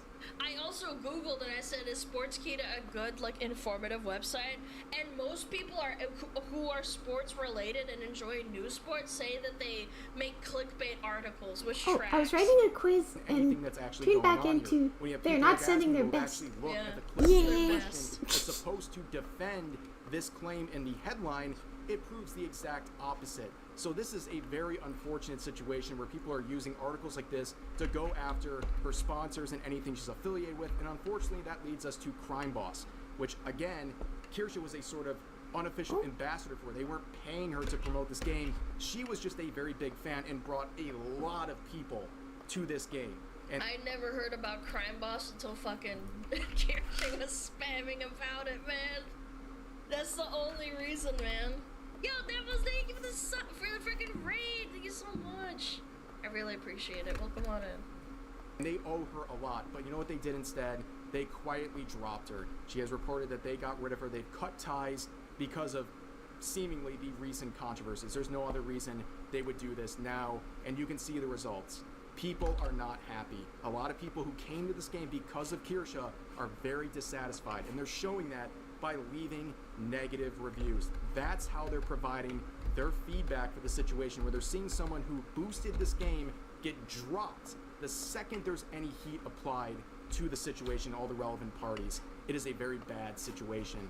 Now, of course, it's just you'll payday, lose a lot of dedicated fans, but you gain some new ones, don't you? As pointed out here, good job capitulating to people that won't even buy your game, tagging Crime Boss. You can see this whole...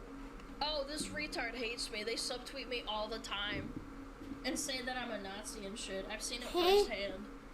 Yeah, they're on Twitter. They fucking... It's always the same insane people. Yeah, this person, I recognize their name. They constantly at me and then, like, make cult retweets.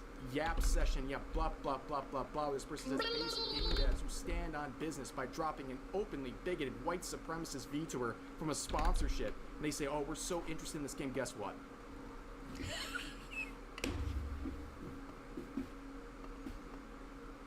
Someone look it up right now. Do they have the game now?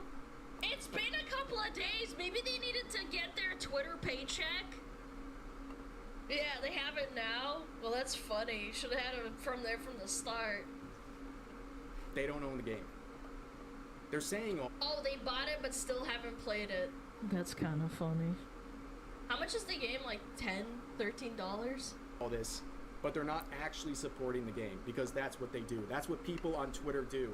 They talk about what they support, but they don't actually take any sort of action to do it.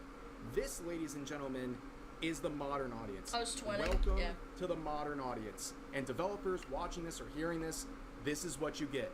When you virtue signal, when you take sides in this cancel culture nonsense, this is what you get.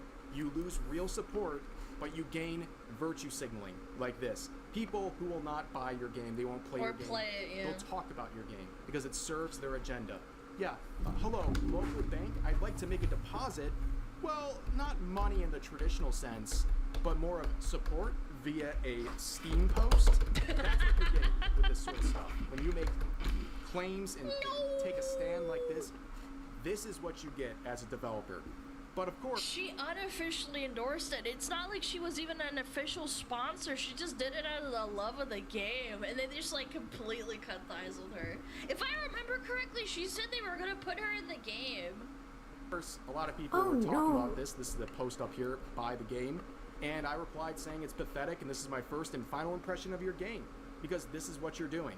This is the first impression for me and a lot of people. And I think that's a fair thing to say. This was a very bad look for them. But you got pushback coming from many people.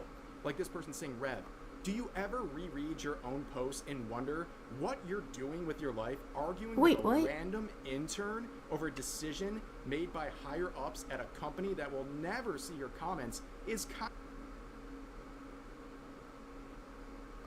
Why is that an argument to make? Why is it an argument to make? You're literally just posting underneath it to let them know that you don't like it. What?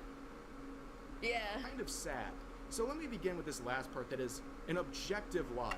Kirsha would actually comment on this and say that the people at this company do read the comments on their account, and they are seeing stuff like this. It's not a fucking Rockstar where they're not gonna see the comments because there's like a million of them. I'm very sure they're gonna see this.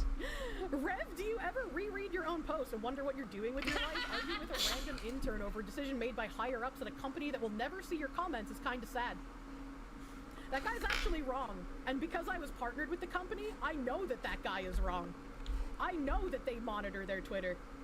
I am aware of this. Yeah, the fucking question marks, dude. True.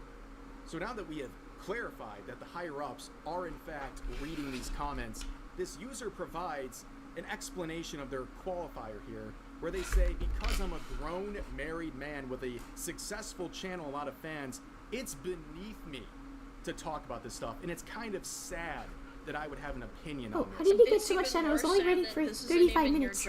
I don't know what I'm doing. Kind of dumb shit on the internet for people to read. It doesn't look great. Yeah, I don't know. I can throw that back too. I don't know. Yeah. I just have it turning incredibly right. disingenuous to say. Or I guess it's I'm left. not allowed to talk about something that I care about. I'm not sure how to reflect it. I know you can reflect it, but I'll figure that out later. Successful YouTube channel.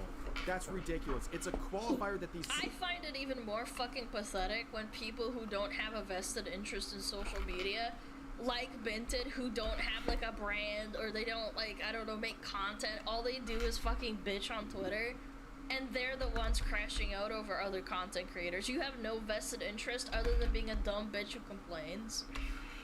Like, unironically, I think if you're a content creator, at least you pretend to stream or you stream a little bit here and there, you have some sort of reason to be, like, active. People are putting on, so they will try to silence. Yeah, it's a job. They will never hold other people Why do you fucking care, man? to the same standard they're trying to apply to people they disagree with.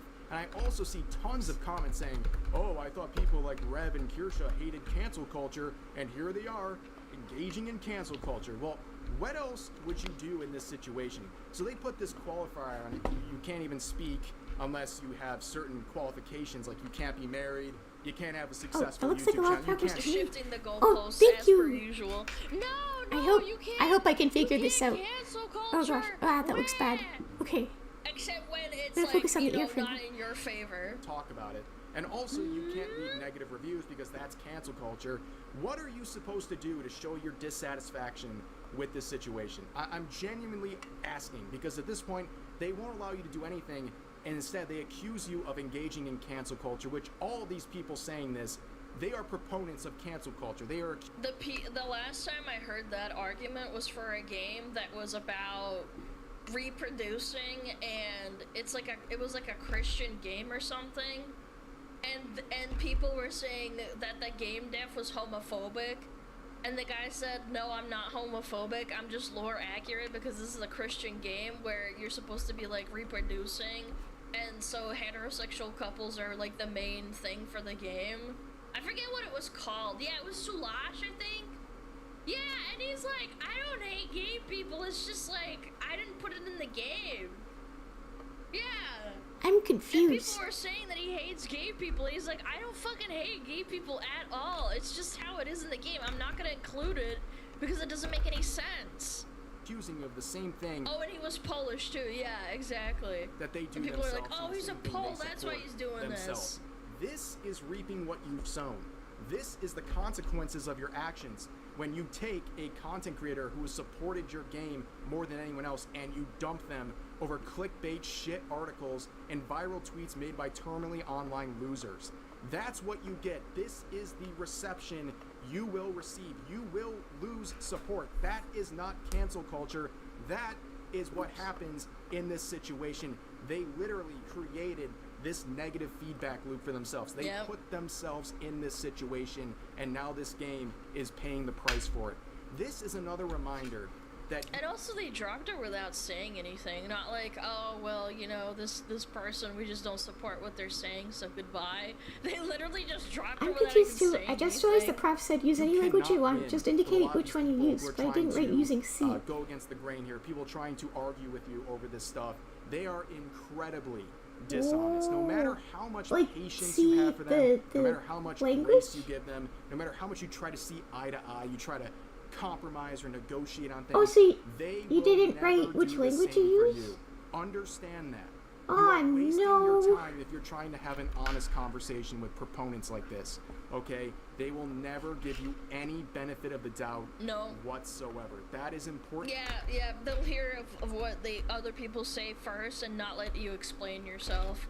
I think that's one of the biggest points of trying to get the culture war to calm down and get back to like at least like a semblance of political normalcy, you have to disavow people that are not trying to have an honest conversation and who aren't willing to criticize their own. Now, obviously, this is never gonna happen because the most popular people are the most dishonest, like Hassan. But if there were like a we'll see. We'll effort see. to try and like remedy the divide, the first step is to publicly shame people for being intellectually dishonest and being fucking hypocrites. I can't stand this fucking mentality. Oh, we dropped her like just for no fucking reason. Oh, guys, we're not gonna listen to you. To understand. Yeah, they dropped her while she was on vacation. But of course, there is an appropriate response. Two things, really: to ignore it, to laugh at it, or just move on, or do all three. And that's exactly what Kirsha's been doing. She moved on. And look at her stream yesterday. She was streaming as all of this unfolded, and she made roughly $3,000 in super chat revenue in a single stream. That put her in the top 10 of all super chat earners. These people are all using Java. I've never worked with Java before. Holy not among YouTubers, not among That's Americans, strange. The world. Is Java seen as easier? For the people in this I cancellation think campaign. it should be She's gonna interchangeable do with C++, just fine. so if And the the problem project is the say after people work. who are trying That so makes sense. hard to cancel her, they just keep boosting her. They just keep making that's the people even funniest more part. loyal to her because they don't. That's why it's funny. I remember when Binted freaked the fuck out over me, like, having a thumbnail that wasn't, like, an exact paraphrase.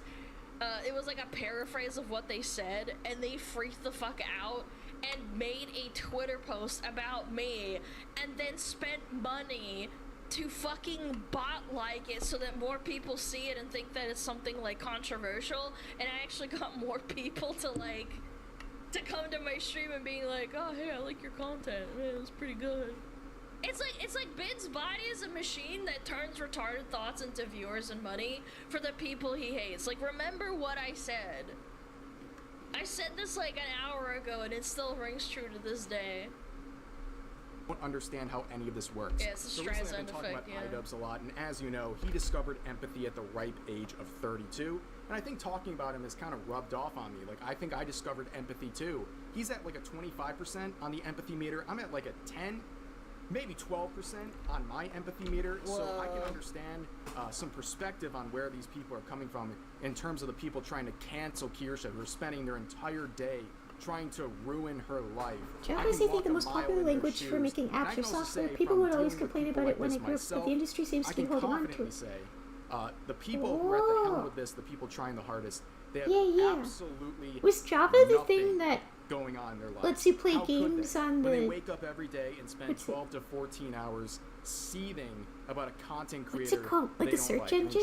I can't Is that what imagine. that was? If I don't like a content creator, I just The, don't watch with the icon content. with like the coffee thingy majiggy? I just don't Apple get and this they their own mentality. language Swift. to get their sponsors to leave them, trying Oh, to get yeah. them deplatformed. I wonder why they called it all Swift. It's truly unemployed behavior. I wonder if the person who Truthfully, made it I likes feel Taylor like Swift. the people that do this as a full-time quote-unquote job don't have a job. They don't have to worry about like putting food on their table or wondering like what the next meal is gonna be. They actually like live on welfare and beat off to the idea of someone else like having a bad time.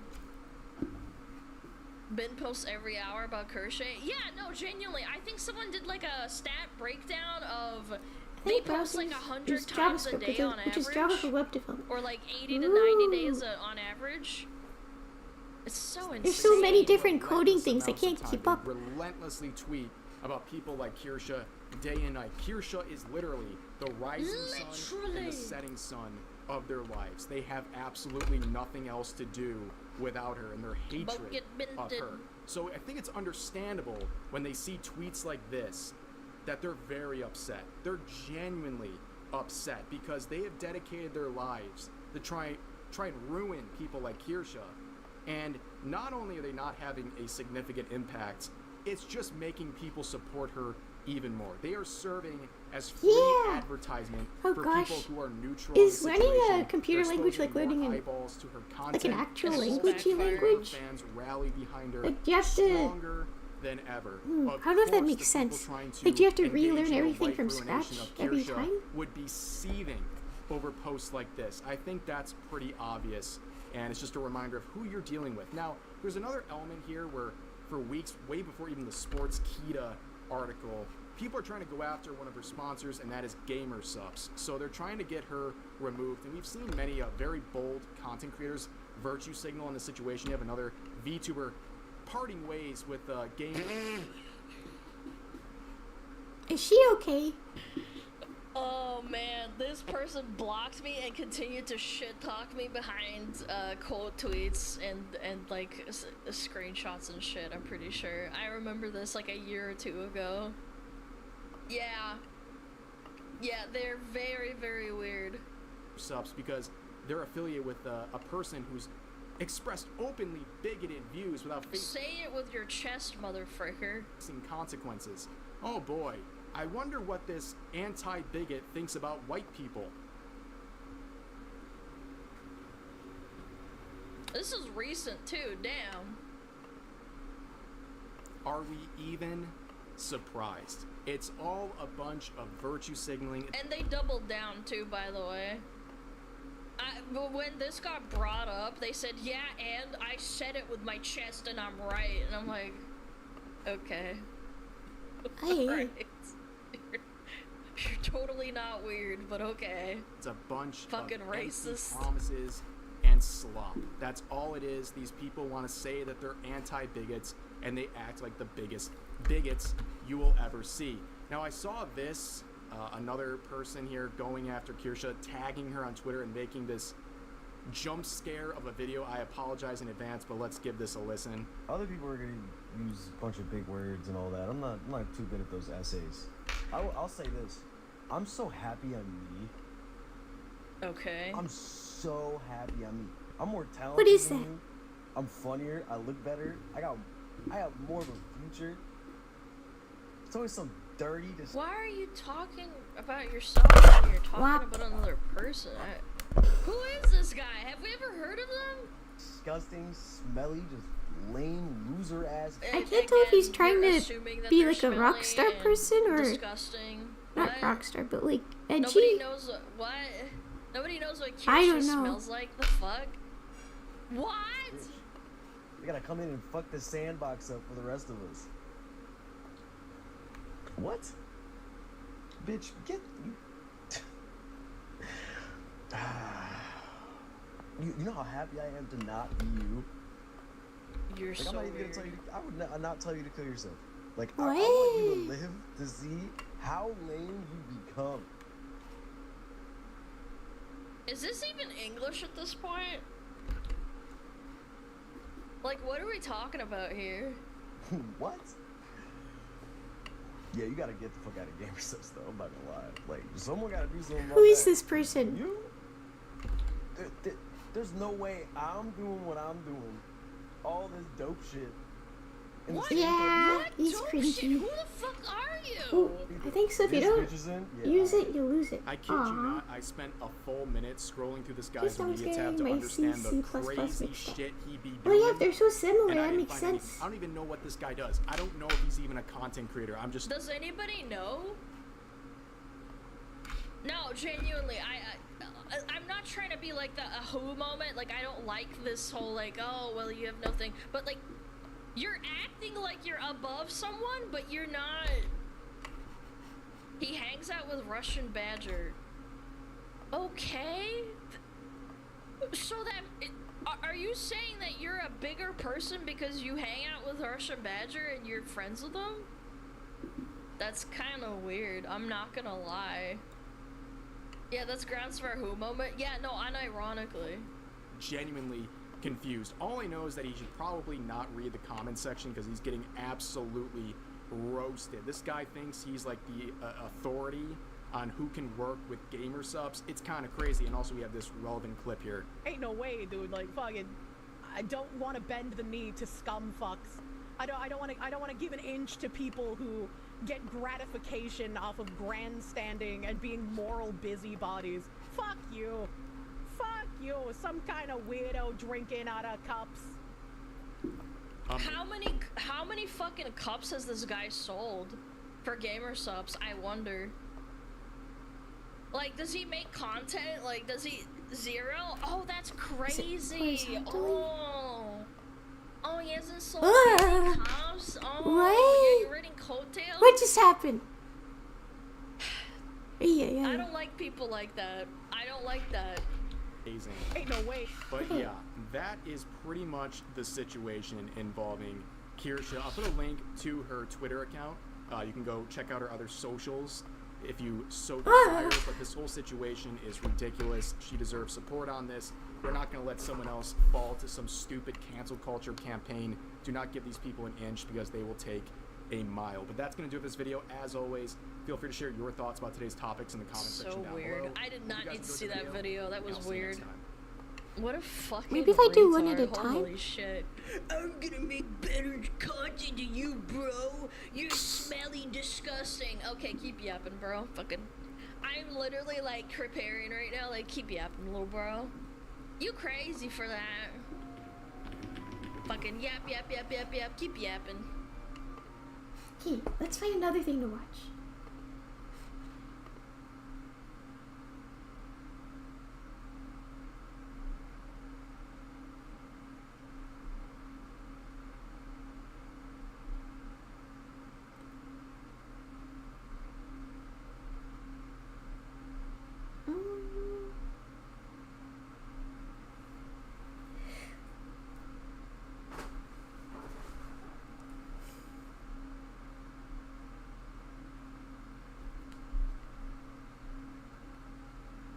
Can't find it.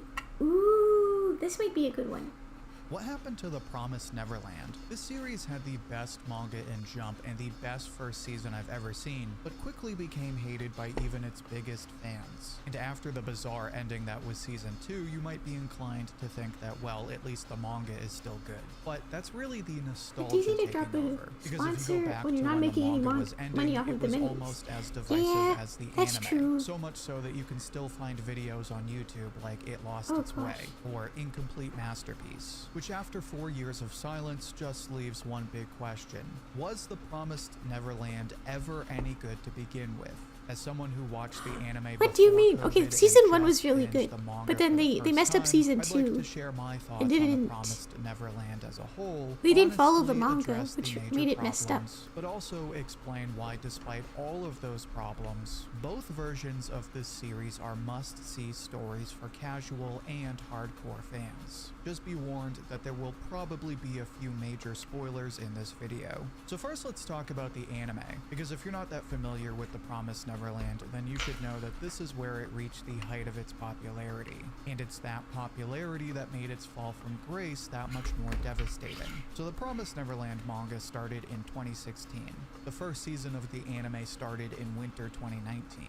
And before we even talk about this anime, let's talk about what else was running at the time. It was the winter of 2019, so Dr. Stone and Fire Force were just about wrapping up and both going Yep, strong. there is no And that winter season 2. featured both Just like how Mob there is Psycho no War in Season Boston 2 Say. and the first season of Kaguya-sama, both insanely popular. So the fact that Promised Neverland stood out as one of the top anime of that season is nothing to laugh at. In fact, it only goes to show just how good the season is. First of all, you have the opening.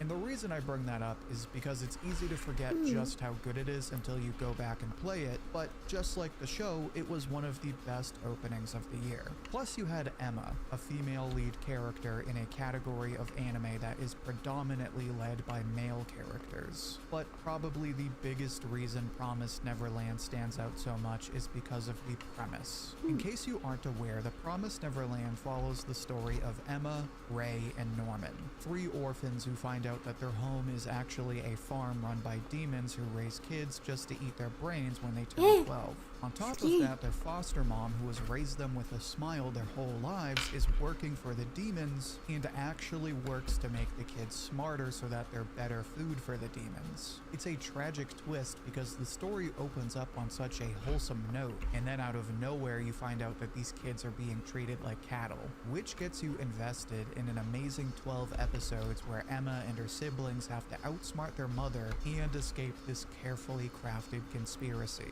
A struggle that consists of plotting, spying, betrayal, gore, and a constant mental battle of 4D chess. And what makes this season so good is that it's a great story on its own.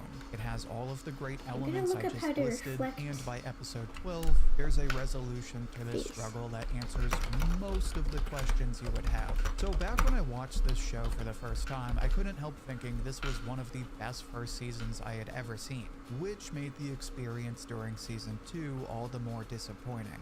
But before I get into that, make sure to join the channel if you're enjoying the video so far. You get exclusive badges and emojis that you can show off during our weekly live streams, and you can pick which series I cover next.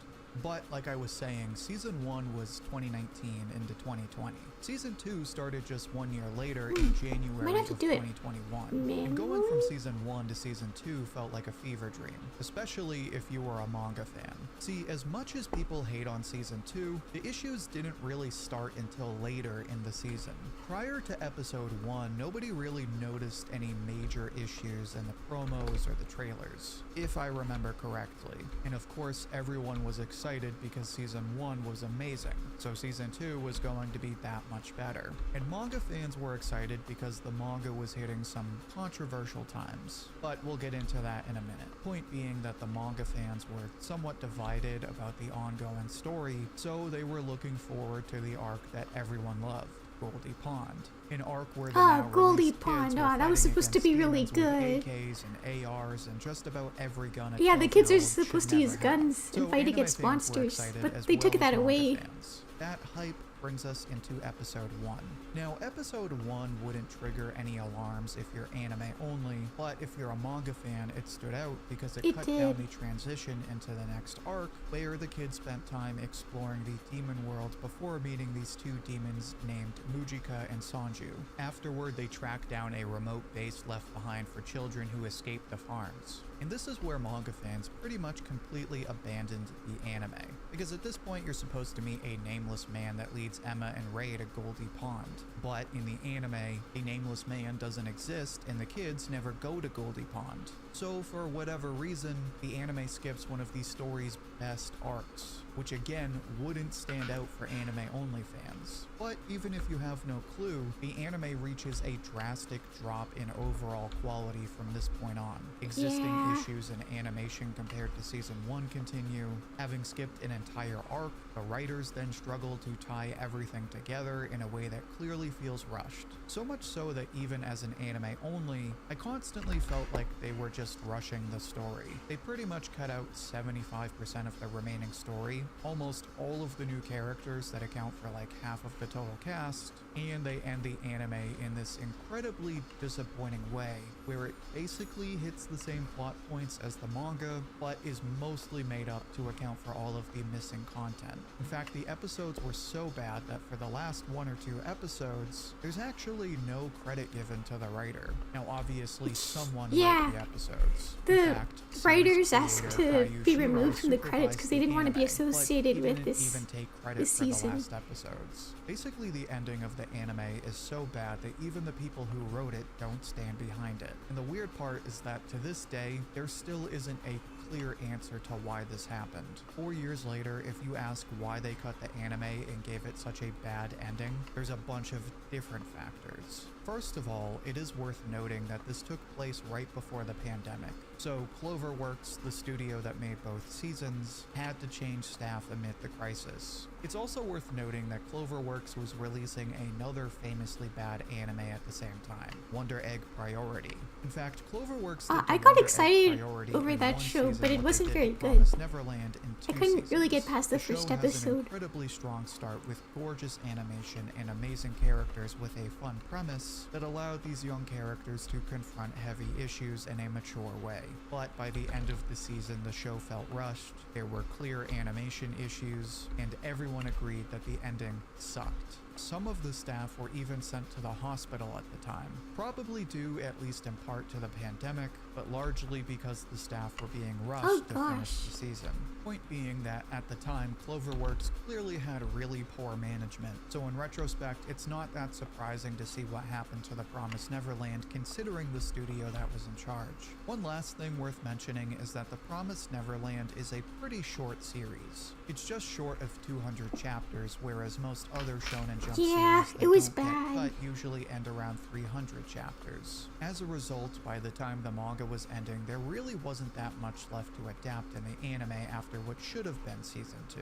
So there's a decent chance that they wrapped up the anime because there really weren't any more new volumes to sell. Now, that's more or less the state of the anime. If you want to watch season 1, then I highly recommend it because if I'm being honest, it's one of the best first seasons of a show ever. Naturally, you would probably respond by suggesting that people should jump to the manga after watching season 1 because the manga is so much better. And that's where I have to jump in and be a buzzkill. Because if we're being honest, the ending to the manga isn't as great as our nostalgia filters would have us believe. I wasn't reading the manga at the time. Imagine being hospitalized for work they didn't even want credit. Yeah, I hope. Torn over the ending. I hope it wasn't the same person. I won't try to represent what people were saying at the time, but if you read reviews from 5 years ago, you can see a lot of the same common criticisms. First of all, as much as people love Emma in the beginning of the story, she is probably its most divisive character by the end. Without getting into any real spoilers, essentially there's two big problems with Emma. One of the problems is her optimism. This is exactly how Emma is introduced. That sounds funny. One of her problems is her optimism. That's sad. In a horrifying world, Emma serves as the optimistic protagonist that fights for the best possible outcome. Oh, so this I remember. Trait of hers should in the manga, she was, if I remember correctly, she was pretty optimistic, and she would help lead the group, like all the kids. But in the anime, they changed it so she was just constantly crying, and they took away her gun.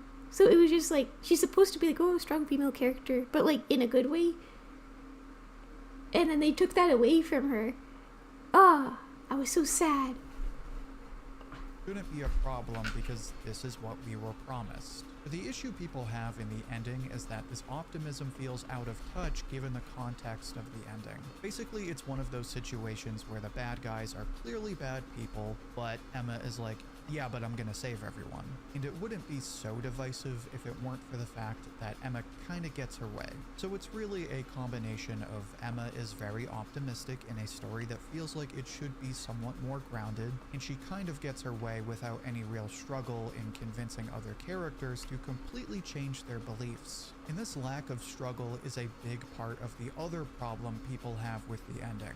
Basically that Emma makes this big sacrifice in the end that allows her to save all of the humans and all of the demons. But by the end of the last chapter, they essentially undo all of the consequences of this heroic sacrifice. Yeah, that's exactly it. It's like making me kind of scared of things. Without any real struggle. Now, those are the problems with Emma. There's also other issues like people feeling as though the story was rushed and should have been more fleshed out. Some people also feel like there's really no satisfying villains in the story after Goldie Pond, which normally wouldn't be so bad, but when you consider how great of a villain Isabella is in the introduction, it seems like kind of a letdown. Plus, when there's not really any great villains and there's issues with Emma, you can see how someone would absolutely hate this ending. So those are the main issues with the ending. Clearly, it's not as perfectly written as our nostalgia brains would have us remember. So what do you do if you're a new fan? Do I watch season 1 and then read the manga and hope that I like it? Do I ignore the anime completely? Is it even worth it? And here's my answer as someone who was anime only and actually likes the manga ending. If you are completely new, just watch season 1.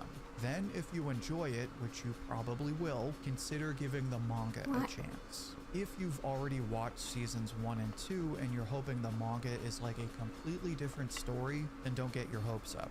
Don't get me wrong, Season 2 is terrible and ruins the legacy of the manga, but the manga comes with its own flaws, so don't go into it hoping it's going to be this perfect series. That being said, I think The Promised Neverland is a story that everyone should read, even if you're not a manga fan.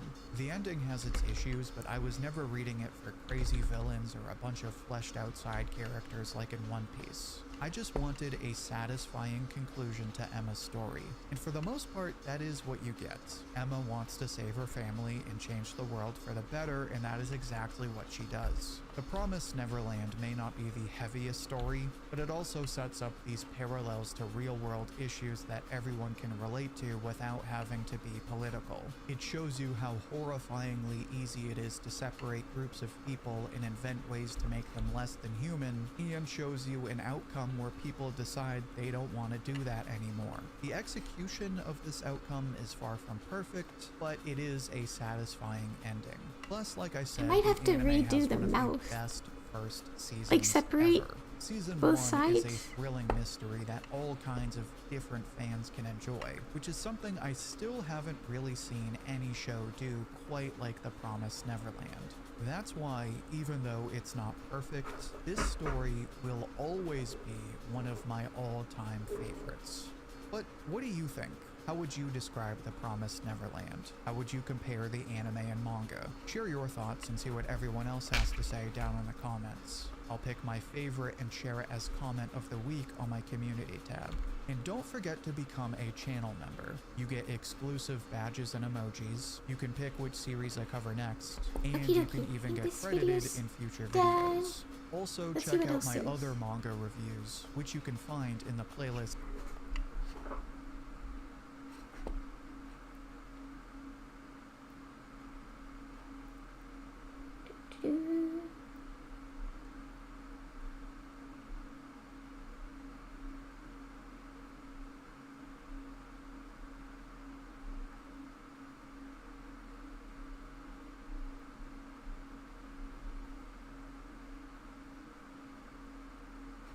Is this? 1 million copies. I don't know what he's going to be talking about, but it could be good. 1 million copies in 3 days. You know there is a boardroom full of executives that are sitting around scratching their head, screaming for their secretary to explain this to them in Fortnite terms. Reverence. That was the first word that came to mind when I sat down to make this video. Expedition 33 is breathtaking. It is a game that commands respect on every single level and deserves every bit of praise that it's got. It is one of the best examples of what today's developers are capable of, what games are capable of, how far they can reach, the value that they can deliver, how they can be far more than simple entertainment. But at the same time, it is incredibly frustrating because it paints a very clear contrast between it and how shallow and utterly vapid the rest of this industry has become. Games like Expedition 33 are what we deserve, but are rarely given. And it's not for a lack of talent. We know that because these are former Ubisoft developers making a game that we would never see from Ubisoft or any major publisher for that matter. Today, I want to talk about the explosive popularity of Expedition 33, how it's already broken records, my experience playing it, and you know, it really must burn to be absolutely destroyed by the very people you let go. But before that, if you want to be a part of the video game revolution and make games for yourself, you can use today's sponsor. Today's video is sponsored by longtime friend of the channel, Boot.dev, a Susan, back-end who are all web these people development buying a platform French that does game? one thing most coding not the courses French. don't. Actually keeps you engaged. If you've ever tried learning how to code and bounced off of a wall of boring videos or tutorial hell, you'll get why this is different. Boot.dev feels more like an RPG than a textbook. You got quests, XP, levels, boss battles, and even a global leaderboard. You'll learn Python and Go by building real projects, not just watching somebody else. Programming language. There's a Discord community and an AI bear wizard that's named Boots that's going to help you be able to figure out what you want without spoon feeding it to you. This entire program is designed to help you prep for back-end roles where you can earn up to $100,000 a year and even get some remote work, but without the get-rich-quick nonsense that you see a lot of the times. You can get access to literally all of the content on boot.dev in guest mode, and if you go all in, there is a 30-day money-back guarantee. So go to boot.dev and use code LegendaryDrops to get 25% off your first year. If you're serious about becoming a developer, this is the place to start. Expedition 33 was one of my most anticipated games since its reveal. The turn-based combat looked like a true iteration or evolution on JRPGs that we've seen over the years. The idea of using quick-time events, active dodge, and pairing mechanics in combat seemed like a fresh idea. It had an all-star cast of voice actors. The premise of the game's story, where a celestial paintress is painting a descending number, killing all those older than the age of 33, was genuinely different, and the art style was captivating. Actually, back at the start of last month, I had posted on Twitter saying, I don't know why, but I have an oddly good feeling about Expedition 33. My favorite games are the ones that are coming out of left field from unheard of and unproven developers. I'm genuinely hoping it's one of them. Little did I know just how right I would be. Player Obscure Expedition 33 launched to 60,000 concurrent players on Steam, selling over 500,000 copies in its first 24 hours. It then surpassed that days later, doubling that number to 121,000 concurrent players on Steam and reaching 1 million copies sold in just 3 days. Hell, the game sold out of physical copies on Amazon and in stores in Australia. For a narrative-driven turn-based RPG that isn't named Persona, coming from a studio that's releasing its very first game, this is nigh unheard of, my friends. The game released to near universal praise among critics. It is simply too good for anybody to ignore, reaching a 91 on OpenCritic with a 100% player rating and a 92 on Metacritic with a 9.7 player rating. The game is so popular among players that it now holds a world record. Paul Tossi of Forbes wrote an article titled, "Players Just Ensured Player Obscure Expedition 33's record can't be touched." He writes, I wrote an article over the weekend that confirmed that Player Obscure Expedition 33, the RPG from first-time developer Sandfall, was in fact the highest user-scored game in Metacritic history. Now, players have caught wind of that. Some pushed back on this, saying it was early and this is just based on a few hundred reviews playing it super early. Well, people have been playing it over the course of the weekend, and there are now 600% more reviews in, up to 3,300, and the score has actually increased to a 9.7 out of 10 from a 9.6 previously. I've said that it's possible that scores fall in time, but what has happened here cemented Expedition 33's title as one of the highest scored games on this platform. Nothing else is close or will get close anytime soon. These thousands of reviews mean that of the top 100 plus best scored games on Metacritic's list, it's already passed many of them in total scores. And again, it's not a close competition. I've only been able to find one 9.3 at all, The Witcher 3's Blood and Wine DLC. Every other historic game that you have heard of is somewhere between an 8.9 and 9.2. Yes, that one. Yes, that one too. Check any one you like. This, my friends, is a flawless victory. Plain and simple, it's the kind of game that should go on to sell tens of millions of copies. Honestly, it's the game that you hope does. When you play it, you want everybody else to play it. And if it doesn't become the most popular game ever, it feels like it's a slight against you. Because it is. We deserve this game. We deserve more games like this. And Sandfall, with a team of a mere 30 ex-Ubisoft developers, deserves all of its recognition, success, and more. While playing so this will probably win Game I of the had Year. an epiphany of sorts. I came to the conclusion that the games industry is desperately clinging to a coloring book, tracing over the same tired outlines, filling in old shapes with new colors, terrified to stray beyond what has already been done. Almost nobody dares to treat games like a blank canvas, to make a mess, to break the frame, to let their imagination spill out and ruin the floor. But where the rest of the industry is coloring inside the lines, Expedition 33 That's a good way to tears put the it. canvas off the wall, smears their hands in the paint, and throws themselves into their work. They let it bleed, they let it burn, they let it scream. They didn't just make a game, they made something alive. I almost don't even know where to even start describing this game or its genius. While Expedition 33 definitely takes inspiration from a wide variety of games, that's as far as it goes. It's inspiration with iteration, never imitation. You catch flashes of the UI taking cues from Persona, the combat adapting ideas from Legend of Dragoon or Final Fantasy VIII, the mournful, hopeless world whispering shades of Final Fantasy X, and the monster design tipping its hat to Dark Souls. But everything here is unmistakably its own. Right out of the gate, the game grips you with its music, its atmosphere, its art, and its writing, a world wrapped in quiet desperation. Most of us come into Expedition 33 already knowing the premise, a world shattered by a calamity, a celestial paintress that is marking humanity's final days by painting a number, and a desperate expedition that is trying to break the cycle. But Sandfall didn't just build a premise, they made it a feeling, and they drive it into you. You walk the streets of Lumiere, you talk to its people, you are given Like the control of candlestick? somebody heading to their gommage, a final farewell. You walk them down to the pier, watching as the paintress calls their number and paints their death into this world. You hear the voices of the townspeople, see the hollowness in their eyes, feel the ache in their words. And for the first time in a long time, a game makes you feel the stakes, how important yet futile your journey feels, how small and desperate these lives are, how this world is quietly fading before your eyes. You can feel this beautiful, aching world. What impressed me most about Expedition 33 is its revival of subtlety and nuance in an industry that has been obsessed with appealing to the widest audience possible, executives chasing infinite growth, games have been stripped of any ambiguity. Modern storytelling assumes that the player must be handheld through every story beat, every emotion, every idea in case they might get confused and stop buying their games. But Sandfall respects its audience. They don't feel like they need to spell everything out. They don't insult you with constant on-the-nose exposition. They let you live in their world, absorb its meaning, piece together its mysteries. Characters reveal themselves through actions and subtext rather than bullet points. And nothing is predictable.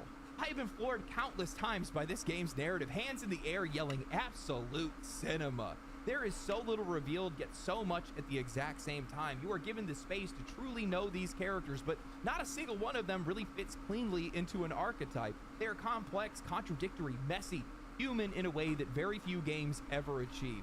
Every member of your party carries the same trauma of the world that they're living in, but they wear it differently. And the moment that you think you have somebody figured out, the page turns and you see a side of them that you hadn't before. And it's all delivered by an all-star voice cast. You wander a world littered with the remnants of the expeditions that came before you, thousands of bodies marking your path. For those who come after, we continue. It's not just a slogan of this world, it's a lived, brutal truth.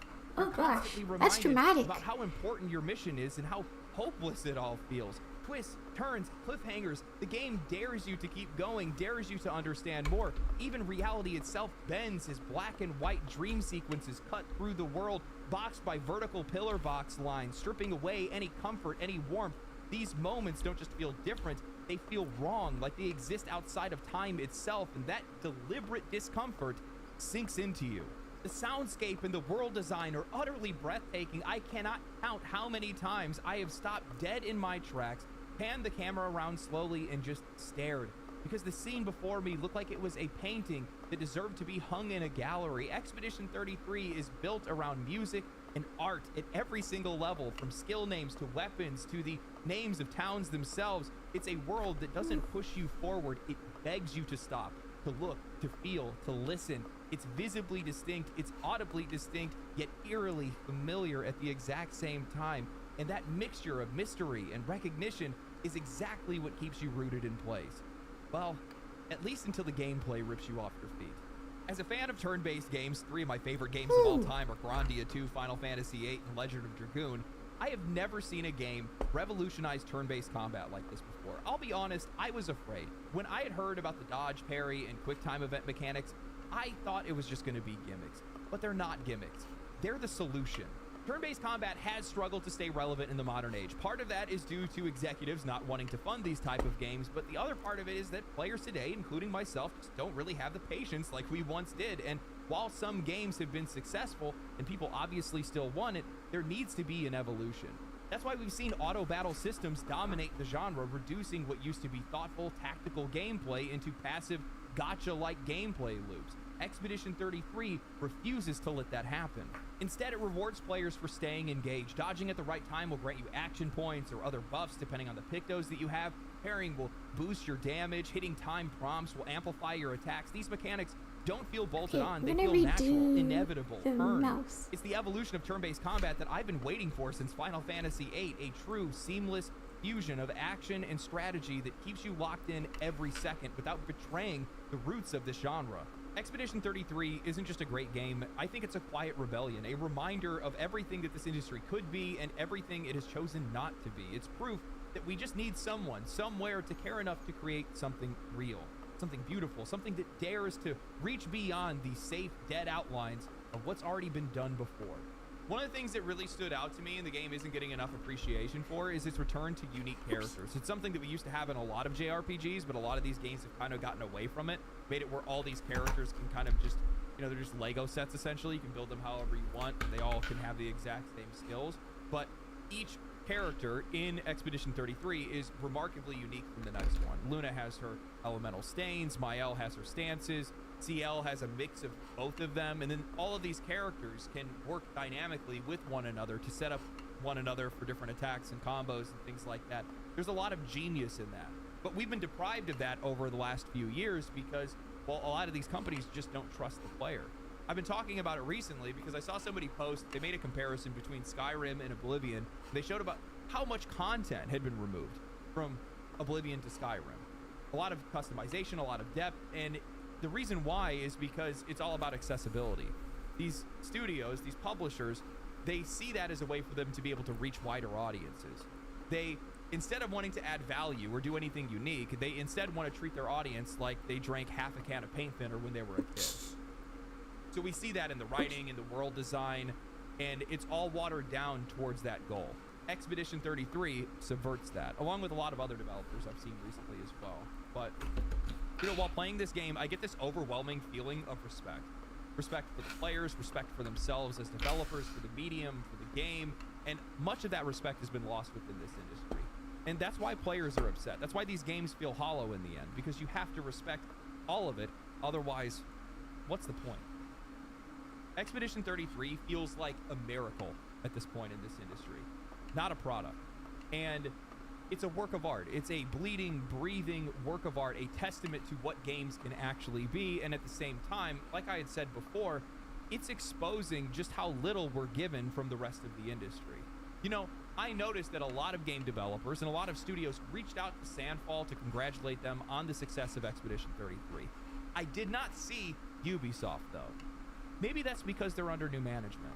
When I sit back and think about it, I just genuinely don't think this is the kind of game that we would see the industry even dare to try to make anymore. You have a dark, emotionally charged story that doesn't lean into forced humor to be able to soften its blows. It's not like Dragon Age the Veilguard where you're going to fight a dragon, one of the characters starts talking about a book they like, and Tosh intervenes to tell them that the book is probably about sex, doubling down again to say, I bet it's about sex.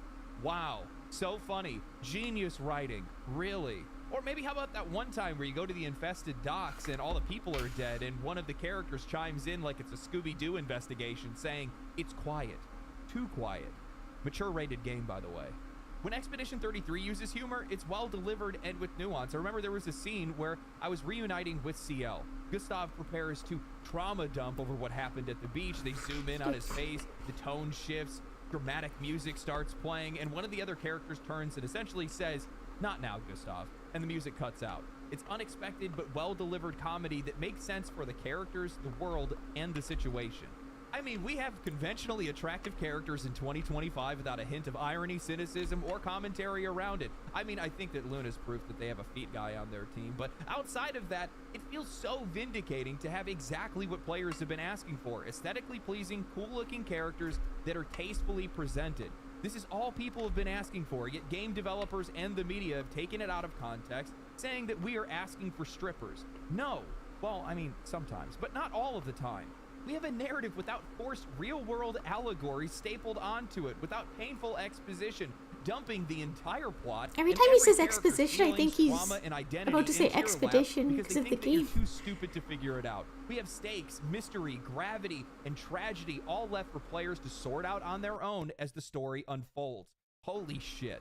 You know, let's go ahead and make it a turn-based, Japanese-inspired RPG the remnants of the genre that have been lost to the passage of time and the vision of C-suite executives that don't believe that it can make money anymore and that players don't even want it, a genre that has essentially been on life support outside of the Atlas games, Octopath Traveler, Atelier series, and a couple of others. Finally, let's tie a bow on the entire thing, make the game with just over 30 developers in under 5 years and sell it for $50. No, wait, scratch that. Let's put it on sale for 10% off before the game is even released and during its launch week to make sure that it's a fair price point for players, a low barrier to entry, and give those players the opportunity to take a chance instead of feeling like they need to make an investment to play their game. By every modern AAA standard, this game should not exist, and yet here it is, standing taller, reaching farther, hitting harder than almost anything that these AAA studios and publishers have produced. It's refreshing, but more than that, it's enraging because it shows just how low the bar has been set by the people that are supposed to be leading this industry. They keep telling themselves the same lie, not only to themselves, but to us as well, that the only way for them to succeed is to play it safe, that bold ideas are too dangerous, that nuance is confusing, that the audience needs to be handheld, babied, spoon-fed every emotion, every plot point, every mechanic, because they are too stupid to figure it out on their own. But this is never about protecting the players. This is about protecting their profits. It's about control. It's about squeezing margins, about turning games into lifeless, frictionless products that can be stamped out, sold, patched, updated, and forgotten. And in doing so, they have crippled themselves. That's what makes what Sandfall has done that much more satisfying. A studio of 33 developers, mostly Ubisoft refugees, who built Expedition 33 on a budget of likely under $50 million in under 5 years, have absolutely smoked Assassin's Creed Shadows on Steam, while being a game that was given away for free on Game Pass, the biggest subscription service in this industry, and they still outperformed it. It's beautiful. It's justice. Broche, Sandfall CEO and creative director, didn't leave Ubisoft because he couldn't cut it. He left because anyone with any real ambition, anyone who gives a damn, eventually realizes that you cannot create anything real inside of a machine that only knows how to recycle itself. What would he have done if he stayed? Slapped on another Assassin's Creed DLC, sell some gun skins for Rainbow Six Siege? Maybe, if he was really lucky, he could have gotten assigned to Ubisoft's NFT strategy game. Wouldn't that have been exciting? Expedition 33 would have been strangled the second it was pitched. Too risky, too slow, too difficult to monetize. Ubisoft would have never made a game like this. And here's the sick part, I already know what's coming next. History is going to repeat itself like it always does. A small studio does something extraordinary, players fall in love with it. In response to that, these publishers start staring at spreadsheets, baffled by the game's success, try to imitate it, they copy the aesthetics, they miss the soul, they throw $300 million at a knockoff, and then cry on their earnings call about how players, their expectations have changed. Did you guys know that they only started out with 8 developers back in 2021? In an old interview that I had found, Broche was talking about how they only had 8 people and they were hoping to reach 15. That was the dream.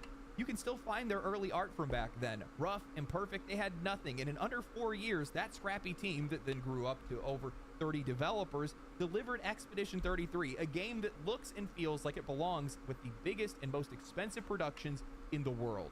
How does that make any sense? Meanwhile, we have the entire industry that has been lighting billions of dollars on fire and is still somehow making worse games. Sandfall did what the AAA industry insists is impossible. They built a masterpiece. They didn't spend $400 million to make it. They didn't need some bloated marketing campaign. They didn't need 500 people. They didn't even need to sell it for $70. And it worked. Because when you build something with love, with focus, with intent, players notice. We can feel it. Meanwhile, the AAA industry is still crying about ballooning development costs, pretending that they don't know why they're drowning, creating a constant state of entropy in which they are the ones that are increasing costs while players are being demanded to follow their poor business decisions. Nobody told you to staff 800 people to make the next Fortnite. Nobody told you to waste $400 million on another cinematic action RPG. Nobody said that you couldn't try making something new or something fresh. Nobody said you have to keep chasing somebody else's success rather than their ambition. Nobody forced you to bolt on battle passes, shop tabs, microtransactions, and deluxe editions onto every single thing that you release. You did that. You chose that. When I see studios like Sandfall, small, lean, and relentless, deliver something as bold and as unforgettable as Expedition 33, it makes one thing painfully clear. The titans of this industry aren't untouchable anymore. They're bloated, slow, and creatively paralyzed. They have built these massive infrastructures filled with redundant management layers, bloated headcounts, and endless committees, and the end result is a process that is so convoluted that making anything truly original or valuable becomes almost impossible. The games take too long to make, cost too much, and play it far too safe. At this scale, they can't afford to take risks. They can't afford failure, and when you can't afford failure, you're not experimenting anymore. You stop pushing boundaries, you stop creating, you start chasing, copying, playing defense, and eventually you build a studio that has all the money in the world but doesn't have any soul left to build anything. I genuinely think that this industry has just grown past the need for these monolithic publishers and developers. What used to be an advantage, size, stability, brand power, is now the very thing that's holding these guys back. The future isn't being shaped by these corporate giants anymore with these 1,000 person development teams and millions, hundreds of millions of dollar marketing campaigns. It's being built by studios that can still move quickly. They can take creative risks that don't need to pass every idea through 6 layers of executive sign-off just to be able to get a change to a character's dialogue. And I think that's the shift that we're starting to see with a lot of these closures and a lot of these layoffs. It's not just a collapse, but a reformation of sorts. These mass layoffs, as awful as they are for the people that are involved, it's also a turning point, because when those studios implode, they don't just disappear, they scatter, they break apart, and what's left behind is raw talent. Developers that still want to make something meaningful, who still have ideas that they want to bring to life. Expedition 33 is what happens when those people finally get a chance. We are entering into a new phase for this industry, not because the major players planned for it, but because they couldn't stop it from happening. They failed to value their own developers, they failed to respect their audiences, they failed to protect the creative spark that built the industry. And now, one way or another, they're the ones that are getting left behind. And frankly, it couldn't happen to a better person. I found a couple of interviews from the CEO where he was talking about how essentially the AAA structure is so convoluted and creatively suffocating that it's really difficult to be able to get anything done. But in one of his interviews, he was talking about how much of a challenge it is to be able to go indie in the first place, because a lot of people have to take on a lot of different roles when you're as small as they are. You have a lot of people that become generalists rather than specialists because you just don't have access to that kind of talent, or at least that much talent. But in that, you become creatively focused. The vision stays intact. It's very clear because it's only being handled by just a handful of people.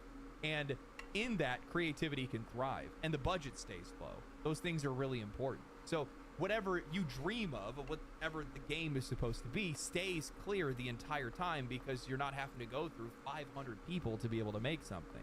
It's really difficult when one person has an idea and has to communicate it to 500 people instead of 8 or 30, right?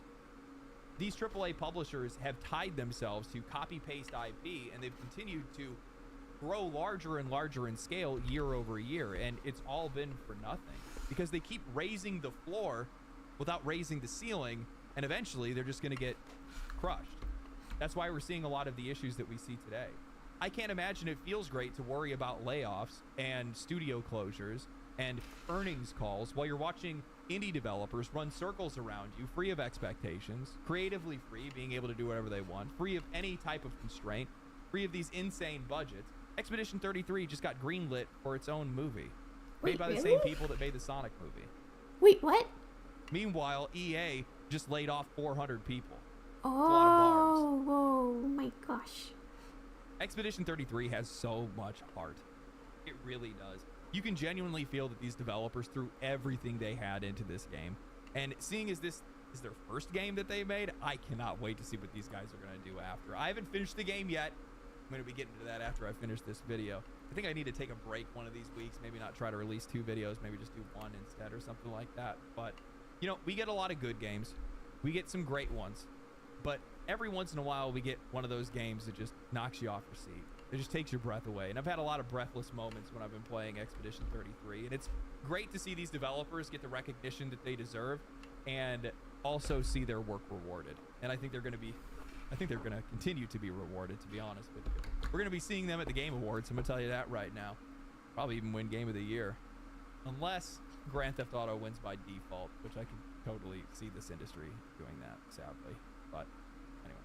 Hope you guys enjoyed the video. If you guys did enjoy the video, like the video, comment down below, share the video on social platforms. I see that stuff happen, and I see it in the analytics, and it's really cool that people do that. I don't even really ask for you guys to do that, but yeah, that's cool. Helps way more than I thought it would. Yeah, that's all I got. Come follow me on Twitch. Come hang out when I play games on the weekend. Outside of that, stay cool, stay righteous, stay safe. I'll catch you guys in the next one. Okay. Okay.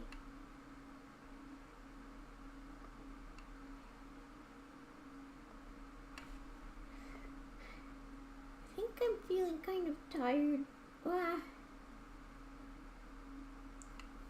Should I stop for today? I feel like I've barely done anything.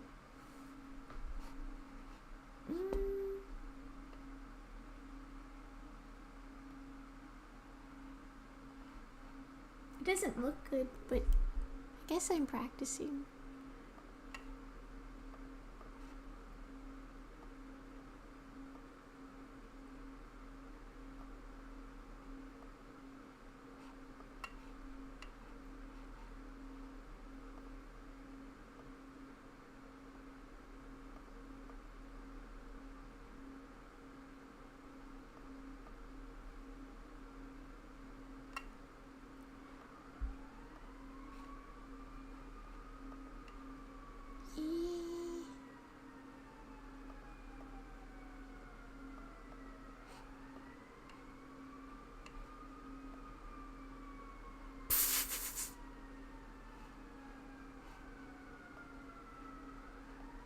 Ay, ay, ay.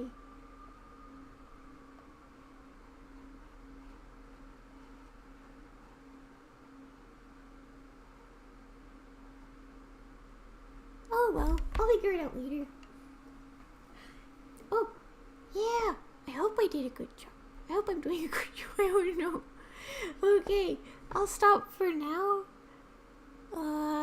Rest a bit. I don't know if I'll stream tomorrow because it's the weekend. I might take a break.